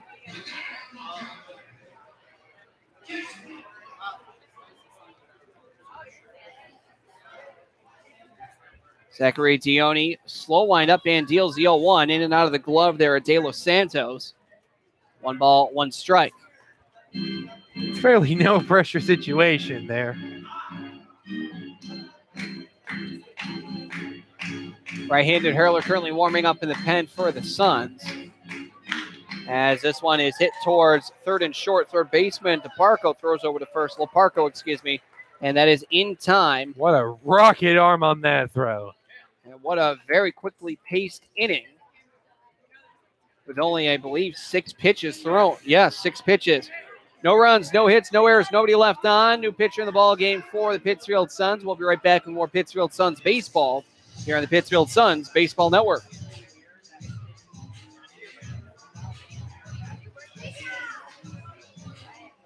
Are you prepared in the event of a disaster? I'm Jim Cantori, reminding you that the best way to make your family safer is to be prepared before disaster strikes. First, build a disaster supply kit with enough supplies for each family member for at least 3 days. Next, make a family communication or evacuation plan. Finally, stay informed. Listen to local radio and TV reports when disasters are imminent. For more information on how you can be Red Cross ready, contact your local American Red Cross chapter or visit redcross.org. At the American Lung Association, we're fighting for a day when we can all breathe easier. We're fighting for clear skies over every city and healthy lungs throughout the country. We're fighting to free millions of Americans from the addictive grip of tobacco and the devastating effects of lung disease. The American Lung Association isn't just fighting for air, we're fighting for all the things that make it worth breathing, and we can use your help.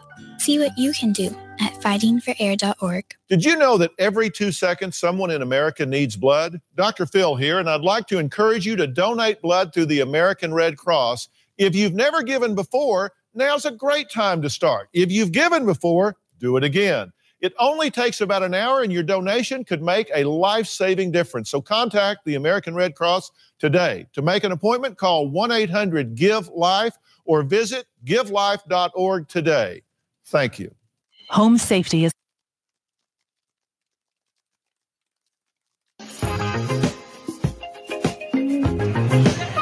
new pitcher in the ballgame for the Suns here in what you could call garbage time, as they've elected to bring Brett Morrison out of the keep him in the infield, but now position him onto the mound, as he will now enter the game as a pitcher.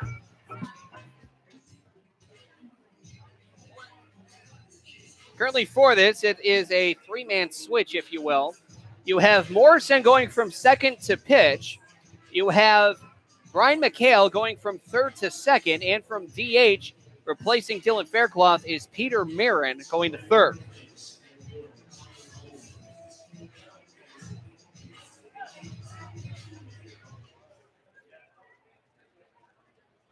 Here is the first pitch, and that one is low for a ball to Connor Nolan, who is 1 for 4 in the day with a run scored.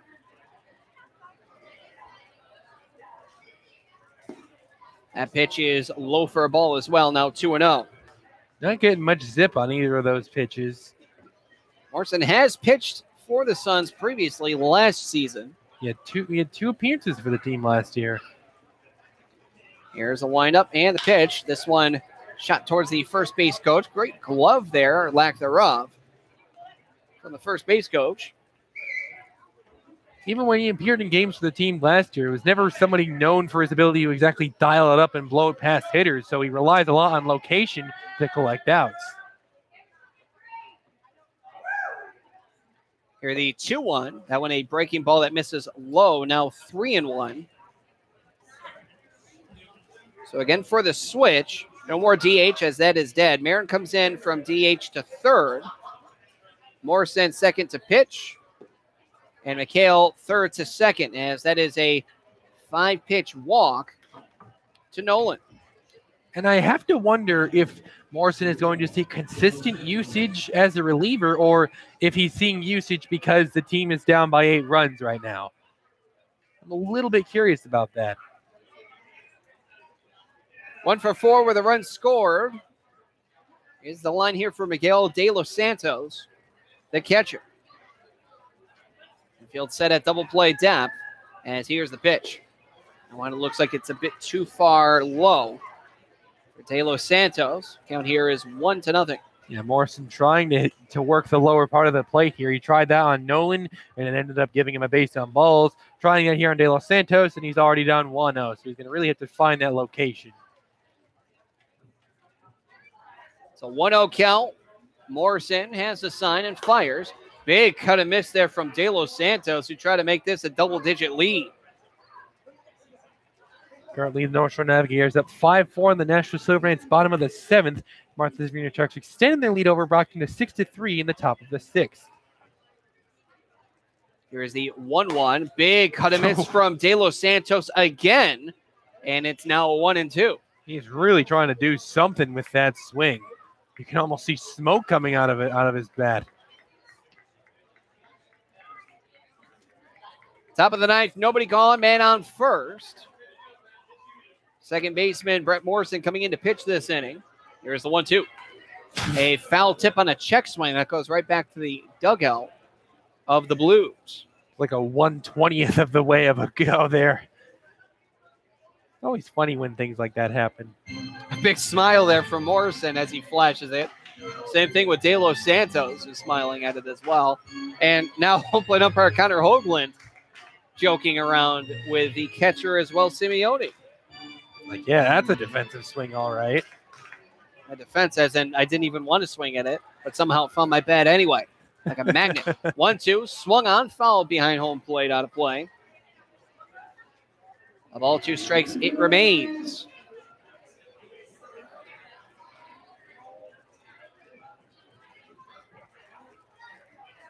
So for the Pittsfield Suns right now, they need a big-time rally coming in.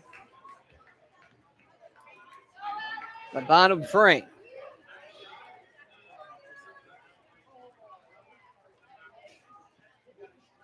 This is game 1 of 12 games in a row for the Suns. And I should say 12 games in 12 days. As here's the 1-2. Popped up in the infield, foul first base side. Matthews going to chase, and he will run out of room, goes off the roof. But this is the first game of a home-and-home between the Pittsfield Suns and the Bristol Blues. They'll travel for the first time tomorrow all the way to Muzzy Field in Bristol, Connecticut. You think that one might be salvageable, Billy? The one that just bounced on the roof? Yeah, that's a souvenir, definitely. Another home-and-home. This one, Worcester, going on the road, then home on Monday. And then a 2-game series on the road in the Vineyard against the Martha's Vineyard Sharks. Hack and miss there for De Los Santos, and he's finally down by strikes at swinging at everything but one pitch. I meant, like, do you think that it could be salvageable for you and I? No. There is a pinch hitter for Peyton Stevens.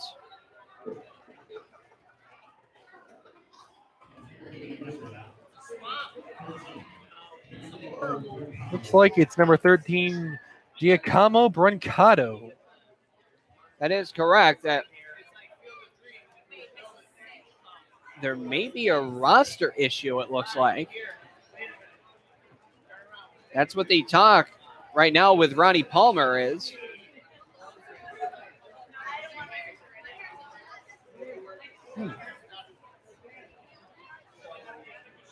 I'm not entirely sure if he looks a little upset.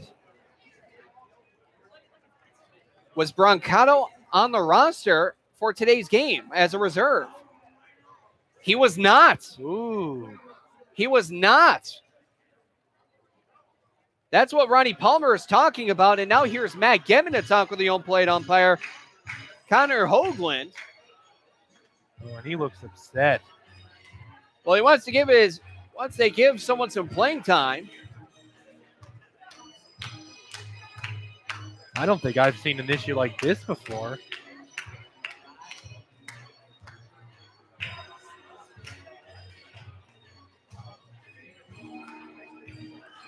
He's getting angrier by the moment. And now here comes someone from the bullpen. Sprinting in, flashing a smile. Peyton Stevens was in the bullpen. I think potentially catching for a hurler. So a roster issue and a roster card issue prevents Giacomo Brancato to bat. It's very rare that we see that. I personally never witnessed anything quite like that before. In fact, I think this is probably a first. So it makes me want. I mean, I would assume they're going to put Peyton Stevens back out. Yes, there. they are. He didn't get to warm up or beforehand though. Well, you can scratch the substitution, it looks like, and Stevens will have to bat at this point, and the reserve wasn't on the roster card, so therefore, if he did bat, it would be a forfeit.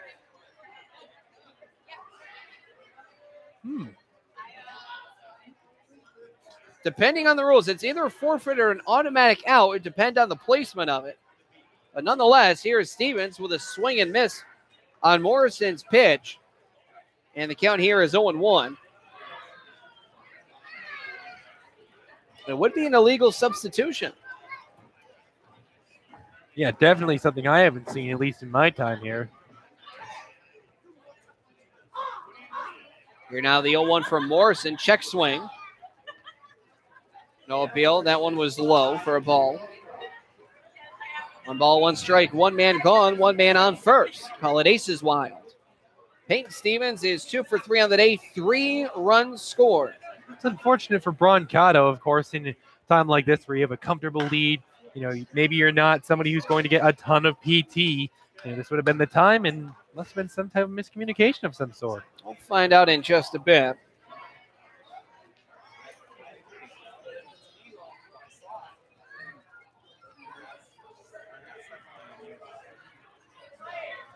So a ball, 2 strikes. A man gone, a man on. Around first sits Connor Nolan. He's been there for quite some time now. Pitch, whoa, that one slipped right out of the hand, and you could definitely tell. This one over the head of Peyton Stevens.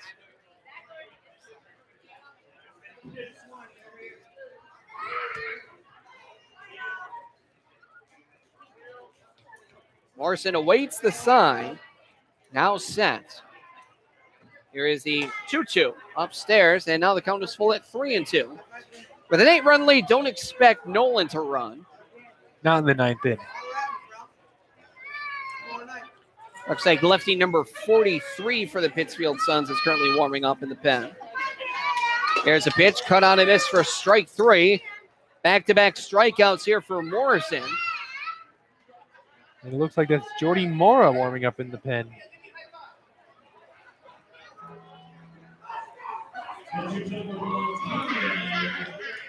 Second baseman number 5, Ian Ostberg. Look at him. He's 4 for 4 with 4 singles. That is awfully consistent.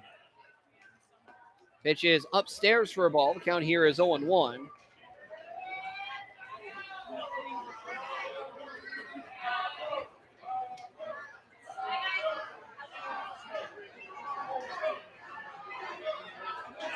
Here's the next pitch. That one's on the outside corner. That one's a called strike. 1 ball, 1 strike.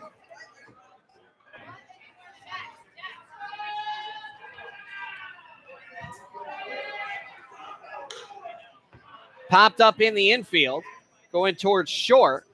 And it drops. Miscommunication there between Gaston and Shea lets it drop.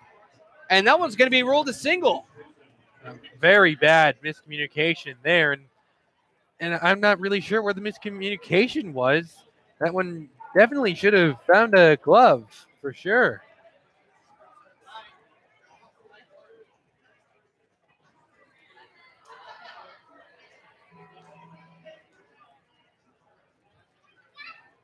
So after two gaffes, one on the Suns, one on the Blues, this one's popped up in the outfield. No miscommunication this time. Shade will take hold and collect the final out of the inning. It allowed Osberg to preserve his perfect day of now being 5 for 5. That's completely true. No runs, one hit, no errors, 2 men left on base. We hit to the bottom of the ninth. Suns need a big-time rally here. 8 runs with 3 outs to go. To the bottom of the ninth we go. Blues lead it by a score of 9-1. You're listening to Pittsfield Suns Baseball on the Pittsfield Suns Baseball Network. Did you know the third leading cause of fire deaths for older adults is cooking? Hi, I'm Rob Neal from the United States Fire Administration with important fire safety tips for seniors. Never leave cooking unattended because a serious fire can start in seconds. Don't wear loose clothing while cooking. Keep towels and pot holders away from the range. Double check the kitchen before you go to bed or leave your home. This message is brought to you by the United States Fire Administration, your local fire department, and this radio station. Home safety is a family effort. Being safe and sound should be everyone's priority. In times like these, theft and violence can strike anywhere. Protect your family. Keep your home well lighted and always lock doors and windows. Installing alarms adds an extra level of protection. Never leave valuables in plain sight. To learn more about protecting your home and family, visit ncpc.org or contact your local law enforcement agency. A message from the U.S. Department of Justice, National Crime Prevention Council, and the Ad Council.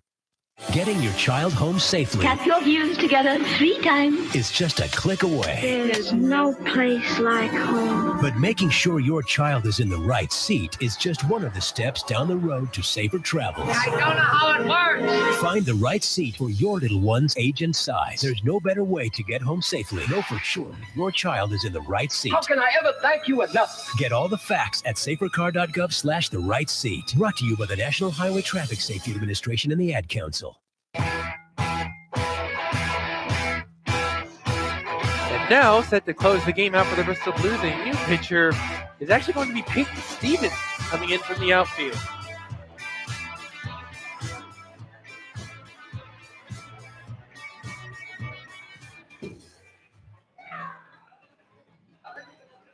Now let's take a peek at this. They're saying Brancato is in right field. Yes, that I'm still trying to figure that out. They might have just decided to let it go, but you don't really do that, you know? That is Brancato. Not really sure. I mean, they would. I couldn't accurately tell you what the substitution would have been for a pinch hitter unless they were trying to have Peyton Stevens come in to pitch, but Giacomo Brancato would be replacing him, so therefore he would not be able to pitch. That's my only logical reasoning for this. Yeah, there's definitely, after the game, there's definitely going to have to be some type of explanation because this is just weird. Here's the first pitch from Stevens. That's in there for a called strike here. The shortstop, number 29, Nick Gaston. He's 0 for 3 with a few swinging strikeouts and a foul pop-out to third base.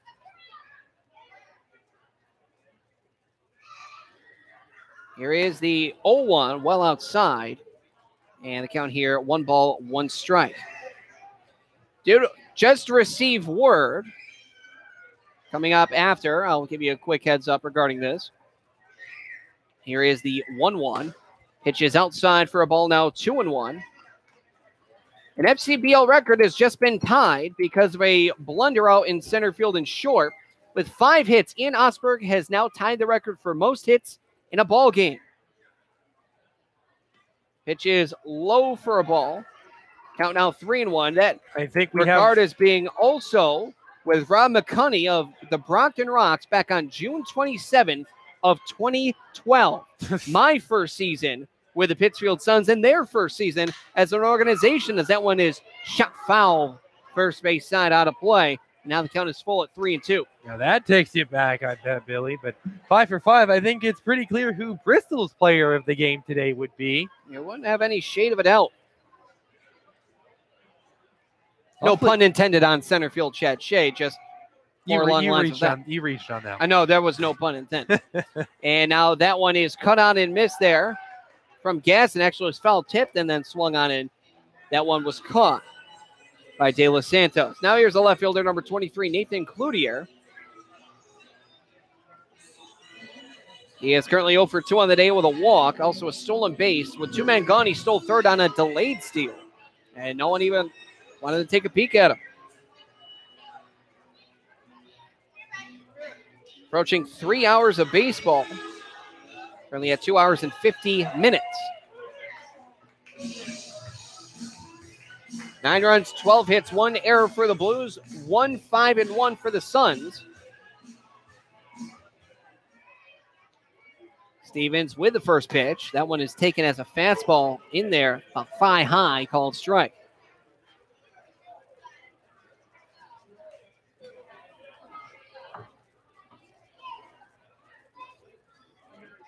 Here's Stevens with the 0-1. Fastball lower outside corner, called strike 2. And now it's 0-2.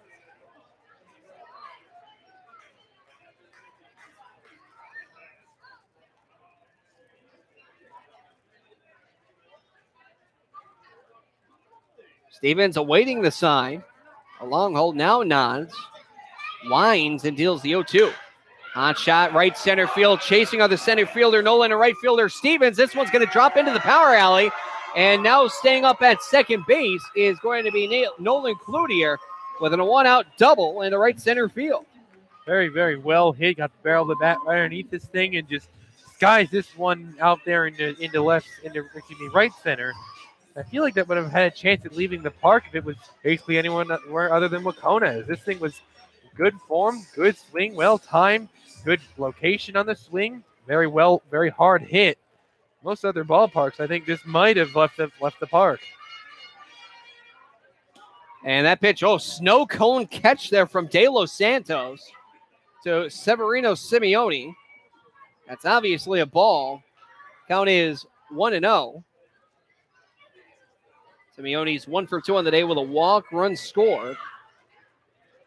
Pitch is outside for a ball, now 2-0. To the catcher, Simeone.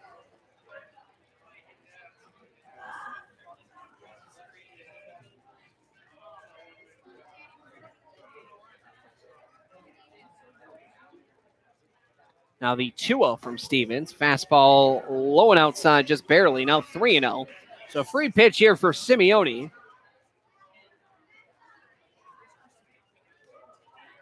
On deck, the second baseman, now pitcher, Brett Morrison.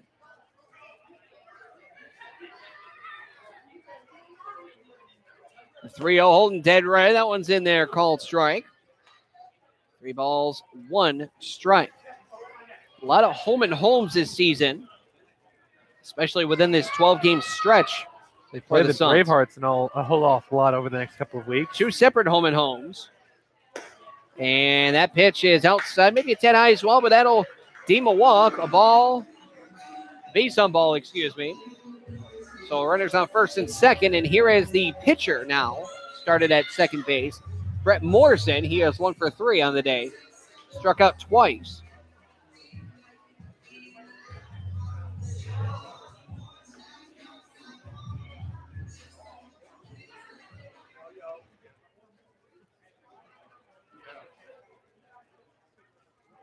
And the pitch, good block there from De Los Santos. Down here is 1-0. That one was low. Infield set at double play depth. They want to get out of this one with a W, with a 2 for 1. And here's the pitch. Swung on foul back. Thank you, protective netting. 1 ball, 1 strike. 1 man gone, 2 men on.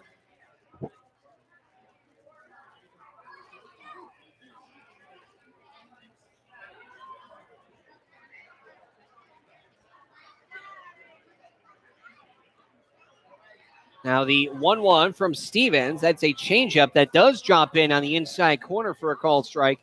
You got a ball, 2 strikes. A man gone as well.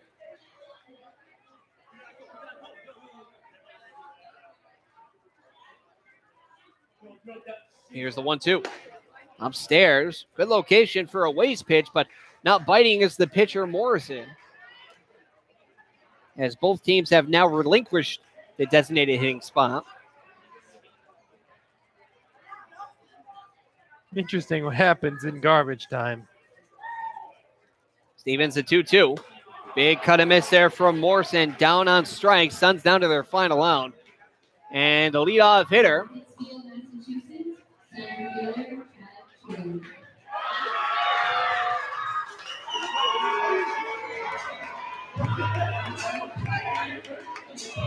Good ovation there for Chad Shade. Played at Pittsfield High School with the Generals. The center fielder went 2 for 4 today with an RBI double to his credit. Pitch is in there, called strike. A fastball from Peyton Stevens.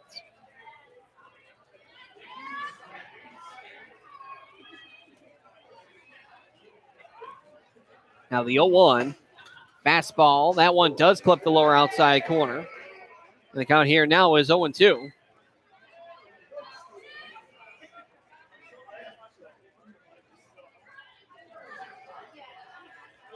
Suns down to their final strike. It's an 0-2 count from Peyton Stevens. The 0-2, well thrown away. Oh, the wildest of wild pitches.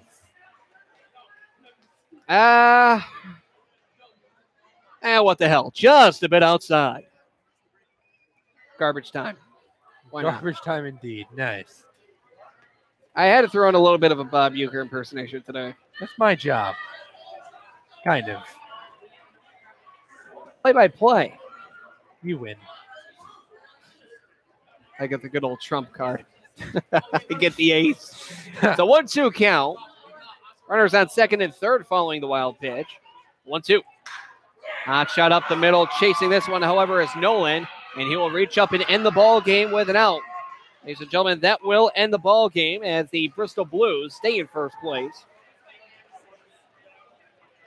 And end the game just shy of 3 hours. Ladies and gentlemen, that's the ball game. Bristol Blues win by a score of 9-1.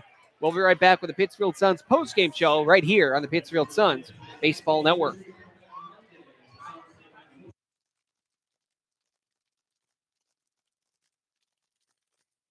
Did you know that every 2 seconds someone in America needs blood? Dr. Phil here, and I'd like to encourage you to donate blood through the American Red Cross. If you've never given before, now's a great time to start. If you've given before, do it again. It only takes about an hour, and your donation could make a life-saving difference. So contact the American Red Cross today. To make an appointment, call 1-800-GIVE-LIFE or visit givelife.org today. Thank you. They're your friends. They're your neighbors. They're even famous entertainers. They're teachers. Okay, class, settle down. Open your book. They're scientists and astronauts. They're hams. They're 650,000 strong, and they're just like you. Earning your amateur radio license is easy. Just contact the American Radio Relay League at 1-800-326-3942. Hi, we're talking to real smokers about quitting. Tell me when you smoke and why you smoke. Eat, cigarette, kids, cigarette, dinner, another cigarette. One on my way to lunch, one after lunch. And another cigarette, and another cigarette. Have you tried to quit? Yes. I become angry. It ain't that easy. You can't just quit cold turkey. I tried. What would you do different? Actually having a plan and thinking it through. You have to relearn how to live your life without a cigarette in your hand. With the right plan, you can quit smoking. Free at becomeanx.org. X, a new way to think about quitting. Brought to you by X and the Ad Council.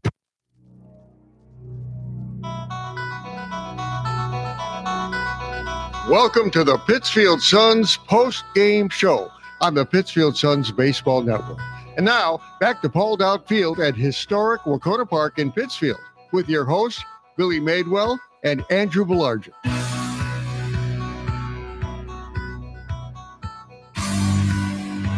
Ladies and gentlemen, welcome to the Pittsfield Suns postgame show, heard right here on the Pittsfield Suns Baseball Network. Andrew, a big win for the Pittsfield Suns on Wednesday. For this one, the real reverse effect, really not getting anything going at the plate nor on the mound. And I said it before in pregame that Kelvin Sosa had quite the repertoire and a good reputation, so Jordan Mushin had to have a lockdown performance because it was looking like it could have potentially unraveled into a pitcher's duel. Unfortunately, 2 3-run innings chased Mushin from the game, and the Suns are never able to recover as the Blues ride the hot arm of Sosa and some solid bullpen pitching to a big-time dominant team victory. Yeah, Sosa, the man of 1,000 deliveries. Indeed. We've seen double kick, Clayton Kershaw-esque regular. We've seen side swipe, high kick, low kick, double kick, quick pitch. Ollendorf. And yes, Ollendorf. Just the lunge. Just like he would just wind up and then just lunge. Yeah, the quick pitch. But still fantastic pitching by Sosa today for the Bristol Blues, marking them now at a record of 2-0. Pittsfield Suns now at an even 500 at 1-1. But this really was Kelvin Sosa's world, and the Pittsfield Suns were just living in it today. Well, Kelvin Sosa ran into a little bit of trouble in that 5th inning, and it caused him to not have a quality start because he did throw a ton of pitches. So it wasn't as if he threw a spotless game, but he did keep the Suns off the board long enough to get plenty of run support to glide to an easy victory. Setting up for the scoring recap, it was in the top of the second when it all started. 3 runs. One coming aboard off an RBI single by Ian Osberg, a wild pitch that scored Peyton Stevens, and then an RBI single by Dylan Reynolds. Another 3 runs in the 4th, starting with an RBI single by Jeremy Sagan, a fielder's choice by Alex Laparco, and then also an error by Simeone, the catcher, that scored Jeremy Sagan. Another run came in the 6th after Ian Osberg singled, went to second on a balk, went to third on a wild pitch, and went home on a pass ball. What a trick. The Pittsfield Suns, they did grab a run in the bottom of the 7th, and that was off an RBI double by Chad Shea. That was the only run to come aboard. And then in the top of the 8th, there's also 2 more runs that came aboard. An RBI grounded by Jeremy Sagan and a sacrifice fly for Ethan Hunt. For the Bristol Blues, 9 runs, 12 hits, 1 error. They left 8 men on. For the Pittsfield Suns, they had 1 run off 6 hits, 1 error, and 9 men left on base.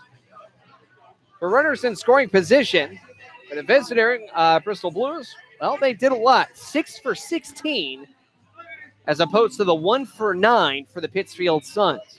Not too well with runners in scoring position. You're just not going to get it done with numbers like that. They did have base runners against Sosa and even the relief that followed him, but they never were really able to capitalize on the base runners they collected. Getting the win tonight was Kelvin Sosa, who did go 5 innings, giving up no earned runs. He'll get the win. Getting the loss, that will be Jordan Mushin in his first start returning for his 3rd season. He did pitch 5 innings. However, he gave up 6 runs, all earned off 7 hits, including a double. And there were no holds or saves. For the player of the game for the Pittsfield Suns, really you have to look at an all-around player that is the leadoff hitter, Chad Shea, going 2 for 5 with an RBI double. Great defensive stops out in center. He's got the speed. He's got the glove. He has got the batting average. He's got power, and he's got really, he is, at least at this point to the season, for these 2 games, he's really shown all 5 tools for a baseball player. But again, we're only 2 games in, but a good start for the 2 starts for the hometown kid, Chad Shea. And I know we don't give player of the game to players on the opposing team, but worth noting, Ian Osberg for Bristol had an absolutely amazing day today, going 5 for 5. And as you mentioned it, Billy, he tied an FCBL record for hits in a ball game. So that certainly is worthy of a mention. Absolutely. Now, for the Pittsfield Suns, someone deserving of a pitcher of the game for the Pittsfield Suns, that's got to go to Brian Haddon coming in relief, giving up only 1 hit and an unearned run in 2 innings, facing 7 batters. So that will do it here at Wahconah Park. Suns drop it by a score of 9-1 against the Bristol Blues. This is game 1 of a home and home. They'll be on the road, that being the Suns, tomorrow in Bristol at Muzzy Field. But first off, Andrew, what are your final thoughts on tonight's contest? Well, a complete flip of the script of what we saw this past Wednesday as the Suns dominate the Brockton Rocks through and throughout and come back and get dominated at home by the Bristol Blues, who really just dominated in every facet of the game. A total team win by Bristol. Fortunately for the Suns, they get a good hard look at Bristol. They're going to get to reset things and go to Bristol tomorrow for a meeting with the Blues, in which case they will try to avenge this big-time loss to the Blues at home and try to spoil the Bristol Blues at their own place. So you hope that the Suns learned a lot about the way Bristol does things, and it's enough for them to steal a game on their own home field. Other than that, really just not hitting with runners in scoring position, just sloppy pitching as a whole from the team tonight that really just doomed them. They just total team defeat. But thankfully, the thing about baseball, very long season, you can't read too much into games like this, just as you shouldn't have read too much into a game like their opening day victory. It's a long, long season. They'll have plenty of chances to redeem themselves. Very true, Andrew. Thank you for your take on tonight's ball game. For tonight's ball game, the game started at 6:33 and ended at 9:30 for a total game time of 2 hours and 57 minutes in front of a crowd of 982 participants. Next game for the Pittsfield Suns, it is going to be tomorrow against, well, again, these very same Bristol Blues. Pittsfield Suns, again, this is game 1 of a home and home. Tomorrow they face off Bristol Blues in their home opener, and first pitch is slated at 7 o'clock. It will be Gage Feeney on the mound against Justin Roos on the mound. Next time that you'll hear from us, that will be Monday evening. Pittsfield Suns will be part of game 2 of the home and home against the Worcester Bravehearts, first on the road on Sunday, then at home on Monday. They'll face off against the Worcester Bravehearts on Monday for a first pitch scheduled for 6:30 and a pregame starting at 6 o'clock. That will do it for us, ladies and gentlemen. Thank you very much for listening. For players, coaches, umpires, and fans, alongside Andrew Belargin, this is Billy Madewell signing off, saying thank you for listening to Pittsfield Suns Baseball on the Pittsfield Suns Baseball Network. Have a great evening. Thank you for listening to Pittsfield Suns Baseball on the Pittsfield Suns Baseball Network. Please join us next time for more exciting baseball action from Paul Dowd Field at historic Wahconah Park. This play-by-play broadcast of Pittsfield Suns Baseball was a production of the Pittsfield Suns. Any reproduction, retransmission, or other use of the accounts and descriptions of this game without the expressed written consent of the Pittsfield Suns is strictly prohibited.